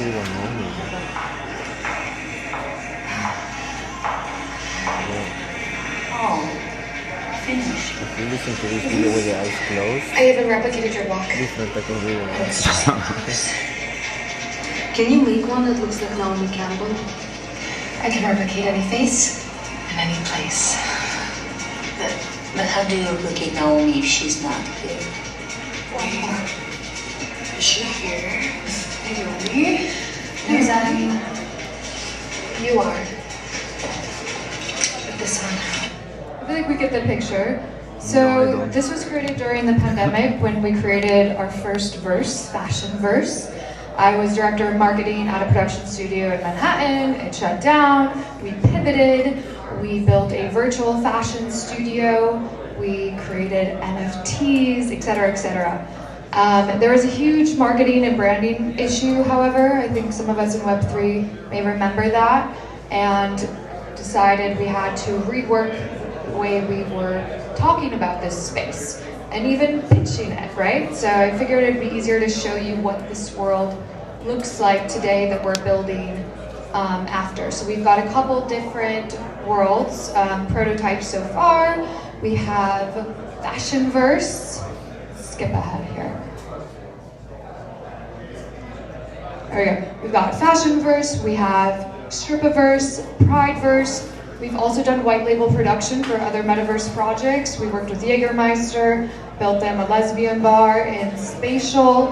We did a hybrid fashion show with a designer named Bundy Holiday. We just did one on Tuesday using Gaussian slats. So kind of got the whole virtual world down. We just want to make it easier so that even your grandma could make a 3D environment, 3D design, license it, sell it in the metaverse. What we're doing is we're putting content creation, distribution, and entertainment in one place. So, this is what we're looking to raise. $3 million. In this amount of time. This is our team. And feel free to email me for more questions because my time is up.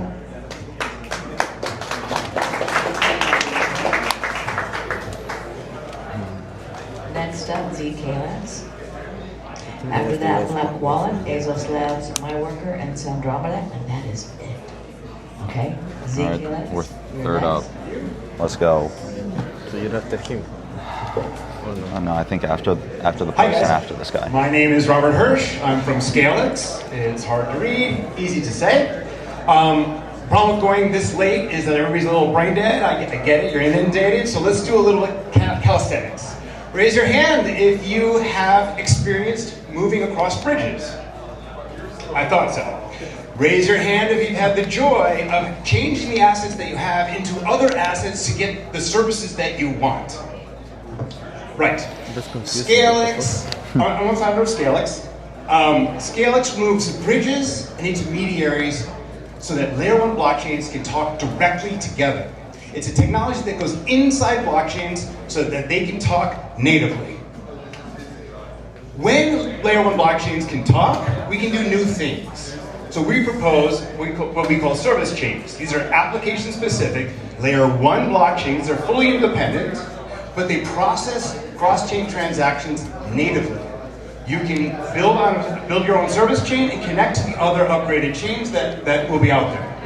They connect to any chain that are upgraded. They're aware of them. They work with any quantum. They are quantum safe, and they work with any consensus model. You can imagine something like Tether. They're building a blockchain, and they're connecting it to other blockchains with bridges. What if they could just connect directly? One network, not confusing, easy for everybody. Or if you're an AI company, you can focus on your key features and rely on seamless connections to other blockchains to help support you. This is what we'll be doing. We're starting in RWA and in an IP chain as service chains, and we're building out many, many more. This is the way you make money. Anything you can do with a smart contract, you can do better, safer, and without bridge risks as a service chain. You can imagine a world without bridges and liquidity silos. You can imagine getting to any service from any chain using the tokens that you have instead of having to change everything. We solve the developer's dilemma of having to choose a chain and get stuck there. Right? Instead, you can just deploy a chain and connect to the chains that you want to connect to. He's actually a good communicator, You don't considering how have to create difficult the utility technology tokens. is. In the service model, in the service chain model, you route blockchain fees to validators, to developers, and to investors. In fact, you can route them to anybody holding a token so that the token is not the way of the utility. This is super important because everybody's making blockchain fees now. The blockchain fees right now is a $22 billion market and growing. And Scalix is not niche. It captures revenue from all the markets in blockchain. This market is expected to grow to $1.2 trillion in 10 years, and we will grow with it by providing new utility, new access, and new revenue streams across all the service chains that are built. Scalix is here to connect our industry together. The future is not new bridges, it's eliminating them all together. So we can get to a place where blockchains process cross-chain transactions natively, and we're free of bridge risk and friction. We are currently raising $750,000. This is our pre-seed. I have 14 more slides, and I know this is super complicated. So I'm going to leave it to the judges to guide the rest of this pitch here. I have sample questions if you like, or anything that you'd like to ask me. There's always questions, it's impossible. 17 and a half. That was an easy one, I'm sorry? Yes. The team, sure, I have that one right here.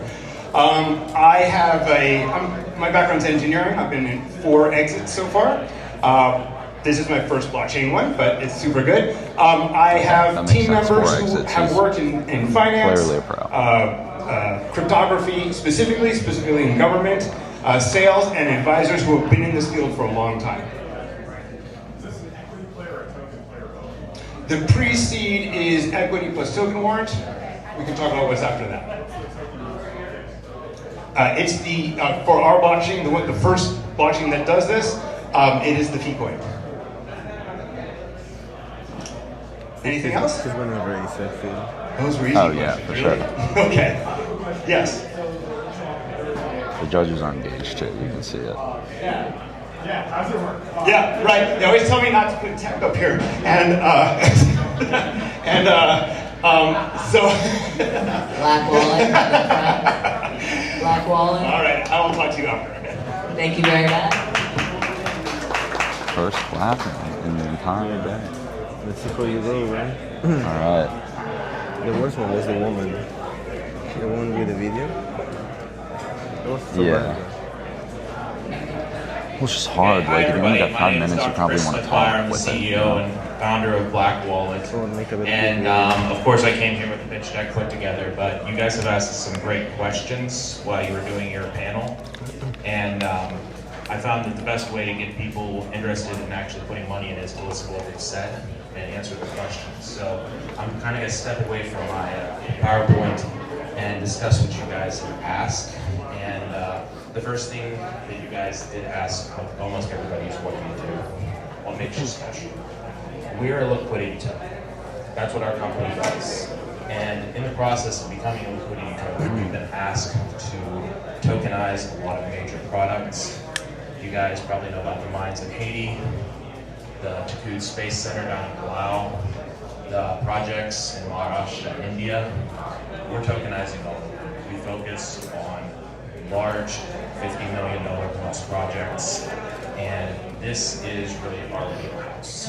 So the second question I've heard a lot today is, what are you raising and why are you valued at that? We are currently, for our scalability round, raising $200 million. And the reason we are doing that is because everybody can show their software can handle the business around the world. Software is the easy part of our industry. The human element is the challenge that we all must show we can overcome, and the $200 million allows us to move through the CARICOM, through Australia, through Singapore, India, and China to make sure that we can do what we have to do to provide these blockchain services. So who am I to come in front of you and ask you for $200 million? And I'm not asking any one person for $200 million, it's kind of crazy. I did have to be someone. I'm up next, right? Oh, I thought I could do it, but I don't have that money. It's like, I knew you didn't have that money. I researched your report. MyWorker, yeah. My name, as I said, my name is Oh, right after is this left. Sounds good. Thank you. Since I was 24 years old. I've been through several companies. I'm here with my CIO, who is my muse, and I worked for her for a while. She basically bought me off LinkedIn, and then we moved into this after COVID. I also have done 5,000 cases in the legal world. I've written 20 books on the subject of blockchain and cryptocurrency. 2 of them have went to #1 on Amazon in the cryptocurrency space and in corporate taxation. I also wrote the model law for the DC BAS of the United Nations. So I'm very tied into this space. This has been 4 years of work. This has been my total life for the last 4 years. So you guys did ask whether I was willing to put the work in. I hope my product shows that. Now, what makes us unique about tokenization? Luckily, I don't think I'm competing with anybody that was here today, which is wonderful because what we do is the financial end. And this is my challenge to anybody that's a peer that was here on the stage today. You have some amazing projects. And if any of you want to talk to me about tokenizing your projects to help raise funds, please come to me and talk to me about that, because that's what we do. We take the future profits and create it into a derivative swap and allow founders to raise money for their company without selling their gold. And this is a lot more than a 5-minute conversation, but the market we're targeting. This is the market for humanity. This is the future. This is the market of ideas. Right now, we are tokenizing services. That's what the big thing in the world is. Right here is where service is, and that's our product. Digital innovation is a $162 trillion market over the next 10 years. These geniuses that we're here presenting today, these people are the future, and they will build that $162 trillion market. But then humanity is moving into space. The value of our planet is just $33 quadrillion. Eventually Elon Musk will have that in his wallet. Within the asteroid belt, we have $33 quintillion. And that is the future of humanity. It's not just our hope to raise money, and we don't want to tokenize all of it, but we want to empower the people that want to build the industries. that are going to harvest humanity's future. So thank you all. That brings me pretty close at the end. So I'd like to welcome you to... we haven't actually got a formal evaluation. We've had everything from $1 billion to $800 million, and the numbers are ridiculous, so I didn't even bring them up. What's that? All the team? Myself, Dr. Ali, JT from, Dr. Ali's waving. JT came over from Cisco. We got our compliance officer from BNY Mellon. We also picked up the top draft pick in Quantum this year, and very, very talented young woman out of AI, and we're all working together to build the future of this company. So thank you very much. Thank you very much. Azos Labs, come on up. Now is MyWorker? Yeah, I'm up after these guys.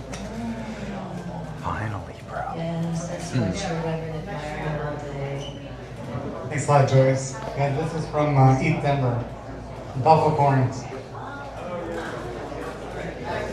So my name is Penguin. My CEO is actually one of the chief founders of East Denver, so we're very aligned with the public good space. My background is in bioinformatics. I spent about a decade in startups doing cancer diagnostics and electrophysiology. So I strive to make an impact through computers, solving important and relevant challenges. Right now, I'm on my second stablecoin. I'm making a stablecoin backed by regenerative assets. So things like carbon credits, green bonds, and renewable energy certificates. So we're solving the climate finance trilemma. So right now, stablecoins are the largest crypto project, moving $100 billion every day. We're targeting the $4 billion that are on base. RWAs, we hear a lot about them. Most of them are just boring T-bills. And climate finance has traditionally been an over-the-counter market that's very illiquid and traded through private brokers. All of this is coming on-chain. We're tokenized because the market, the world, is tokenizing a lot of these assets. California itself has a CANA program for carbon credits, which are basically an allowance for you to emit carbon in the state of California. The regulatory market is catching up to voluntary, and people are going to be required to issue and produce these certificates they want to emit in California, or ship goods such as cows from Australia. They'll need an asset passport to get beef from Australia to Europe. These are kind of where we are positioning ourselves. So we're a third generation DeFi platform, meaning that we've taken all of the innovations from the first two, such as DAI, MakerDAO, and we've built upon them to make them more efficient, safer, and actually... What, 10% battery? 10%? Yeah. So the way that we make money is just similar to how a bank would make money. We provide loans to small businesses, to regenerative finance projects Put it on me. that need funding today, and we do that through fixed loans. All right, guys, we are up next. We got 10% battery left, and we'll see how it goes. We've got two tokens. The stablecoin, which is a unit of measurement debt in the platform, and we've got our Azos token, which is controls all of the tokens. So as we provide financing for these organizations, they're able to do more good in the world. Provide more solar infrastructure, buy up more water resources, and provide clean energy. So the climate finance is a $2 trillion addressable market. And of the RWAs, only 25 billion have been on-chain. And we have signed currently 1.6 billion in MOUs over the next 10 years for assets. So this will actually put us into one of the top 20 stablecoins in the world. But it'll also put us as the first and only impact-based stablecoin. So Aave right now is generating $90 million of revenue a year. And this is the avenue that we're going to be competing at. We're better priced on our borrow rates, minimum borrow rates, and are starting off, have a nice bootstrap where we're at now. We self-launched in July 4th to meet regulations of crypto and Clarity. We complied before everything came out. We launched 2 test nets. We stealth launched as of July 4th. We bootstrapped 150K TVL. on our platform and have 100K in liquidity set up for initial launch on the 23rd of this month.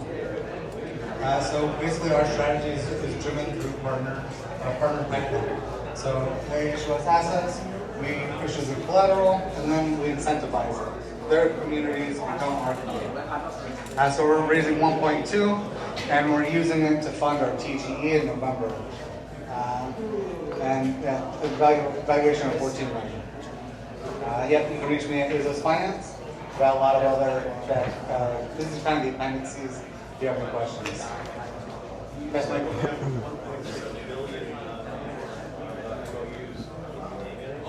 Sure. Yeah, so from our pipeline here, you can see these are some of the people that are in our partnerships.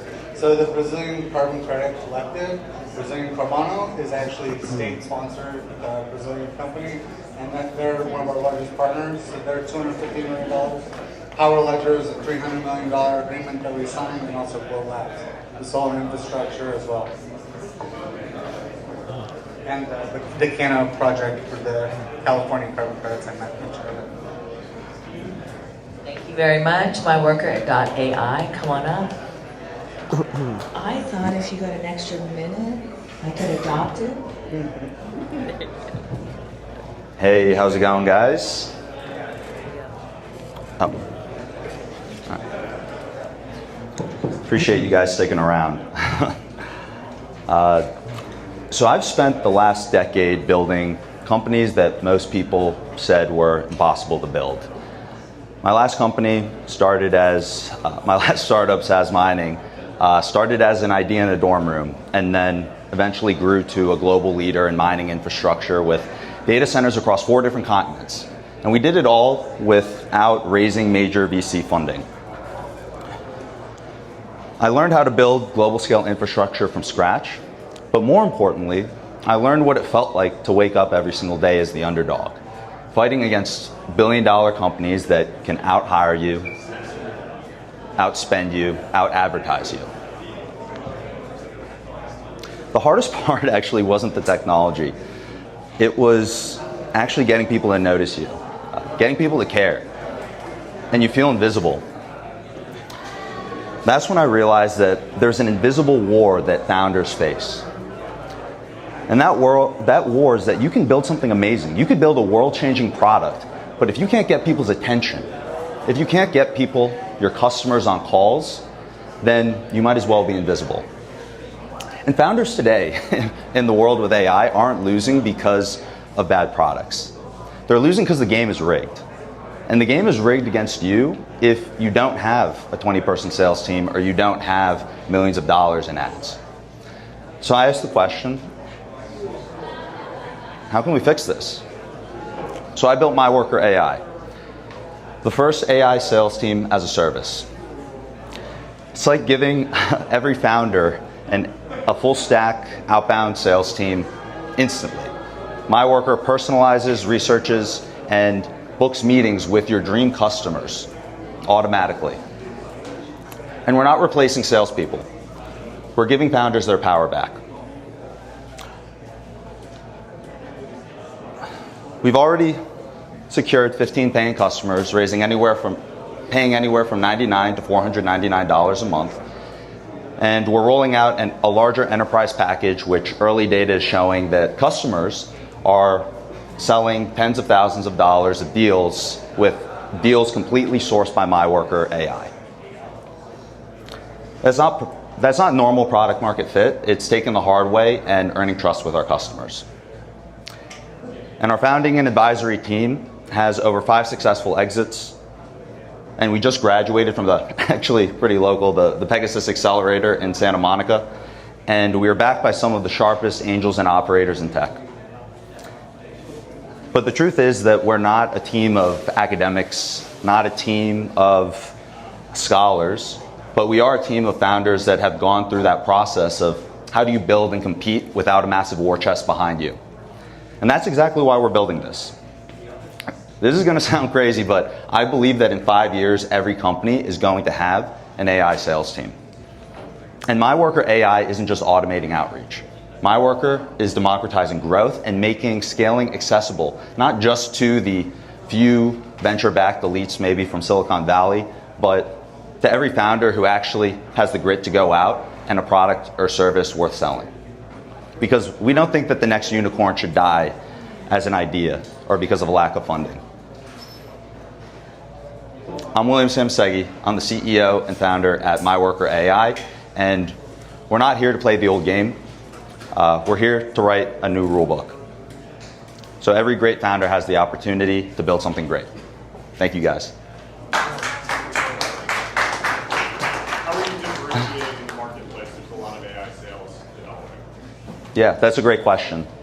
So the way that I look at it is, I think you have 3 buckets. Bucket number 1 is the majority, and I believe a lot of them are going to get disrupted by maybe the 4th iteration from the large language models. Then I think bucket 2 is made up of some of the AI sales tools that are AI native, backed by some of the biggest investors around the world. And then bucket number 3 is the incumbents that traditionally will go and try and eat up those companies. And so I think a rising tide lifts all ships, and we're within that bucket number 2, where those companies are going to be building the technology that those incumbents are going to go and acquire. And so I think that in order to do that, you build that rising tide lifts all ships, but then you also focus on a particular type of customer. So we're trying to focus right now on customers that are at $1 million ARR and above. Great question. Thank you. Thank you. Okay. All right. Awesome. Thank you, guys. Thank you very much. Okay. Sound drama. Oh, excuse me. Oh, I just walked away with your... Walk away with that. I'm causing all this trouble.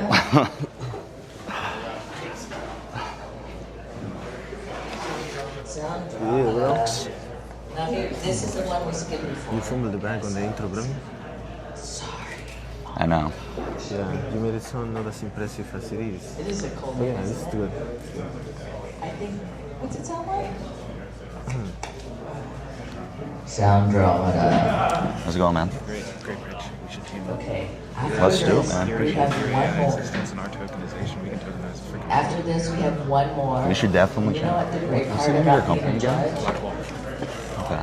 Yeah, let's is do you guys it. get to eat first. Sounds good. Thanks for coming up. Oh, this is from Versailles. Yes! Versailles!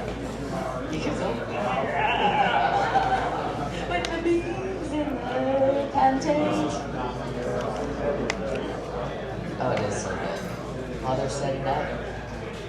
And then you go to the VIP area and you guys are going to enjoy it. Sit down, tabulate.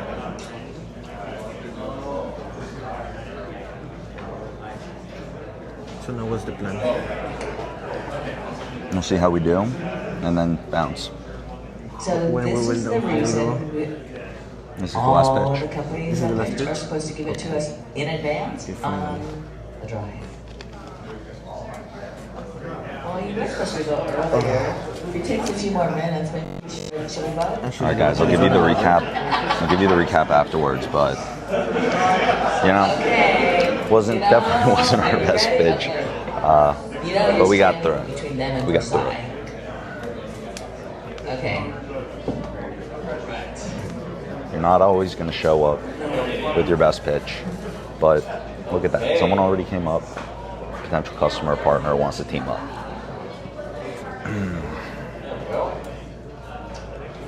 Hi guys, how you doing today? Thank you for having me. Timer started? Awesome, great. I'm Brady Pierce, CEO and founder of Soundromeda, and I've come here to talk to you about the future of music. Soundromeda is the AI-powered platform transforming songs into music video games for Gen Z. We're tackling a 200 billion TAM with a 5 billion service addressable market. We're standing at the edge of the greatest transformation in human history. AI is a new operating system for civilization. Code has fused with culture. It's exhilarating and terrifying because for the first time, the tools to create almost anything belong to nearly everyone. And that means the future of creativity won't be defined by the loudest noise. It's defined by who has the deepest meaning. And this is the new world order of imagination. Back in the day, radio brought music to everyone. And then MTV brought visual storytelling to songs. Then phones. And now we gather in worlds. Roblox, Fortnite, Minecraft. Gen Z and Alpha aren't on websites, they're in games. Over 3 billion active gamers worldwide. They express themselves through these interactive spaces, define themselves in it. The next generation of artists won't drop singles. They'll drop worlds. This is the reality Soundromeda was created from. An artist, a universe where every song becomes a world you step into. An artist boldly goes beyond just releasing music. By easily uploading their track, our audiovisual AI world model generates a living, breathing world built from the DNA of that song. No code, no complexity, just upload, click, boom, a world is born. From there, artists can customize and publish their own music video game. An action adventure that fans can play, explore, collect artifacts, unlock stories, and join artists inside their sound. We call it interactive merch. It turns out it's pretty valuable. 1,000 times more revenue per play than Spotify. Simply put, long story short, based off our simulation, 1,000x is conservative. Yes. And this is where music and fandom collide. It's not a stream, it's a world. It's a shared moment. William, We are activating this for every artist, from indie to icon, giving them the power to create into a whole new era. We've done pilot programs with Jimi Hendrix, Bob Marley, Pink Floyd, Elvis. We're being walked into the 3 majors, Universal, Warner, and Sony,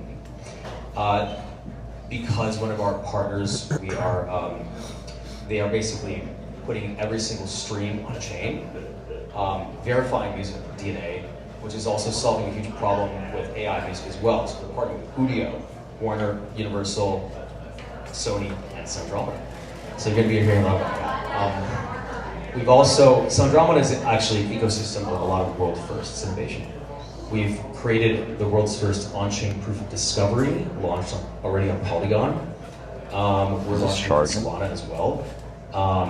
We originally had a game that was attached to it. It's, browser-based game. We opened it up and decided to launch a Chrome browser because 42% of gamers listen to their own music while gaming. How do I get it to So charge? it's a huge opportunity to keep it open-ended and allow all gamers access. It's just powered by audience. You listen to music and it becomes a vibe, and at the end of that vibe into a vibe card. And it's a whole rarity system. It's really exciting.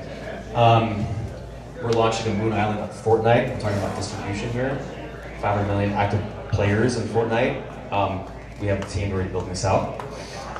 Tech stack, I won't go too deep into this, but Unreal Engine, multi-cloud, Stripe, Solana, Polygon, Crossmint, a lot of good stuff. Business model, artist SaaS, 80-20 rev split.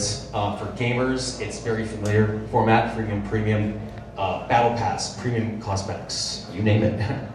Market trend, I would like to bring up some really key points here.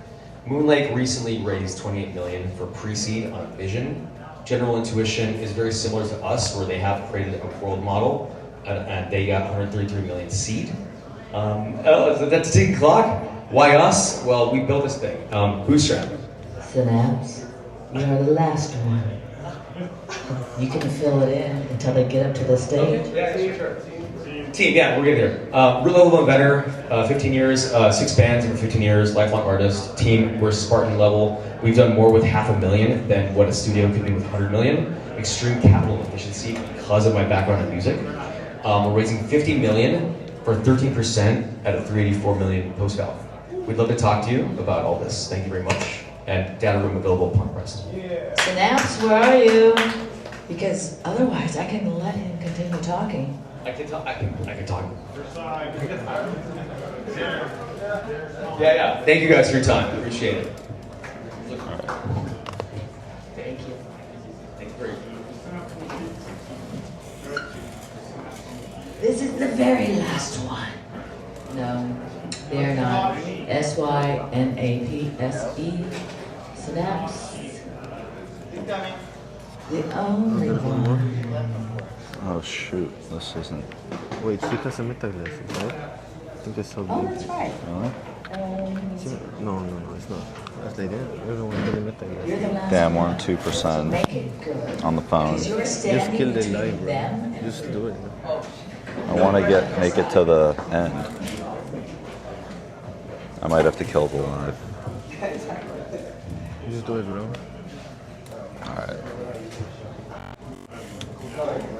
Alright guys, we're gonna kill the live. To use. We're at an Tune all-time in low next for time product to hear the discoverability breakdown and our and thoughts. usability. New tokens are coming out every day, right? And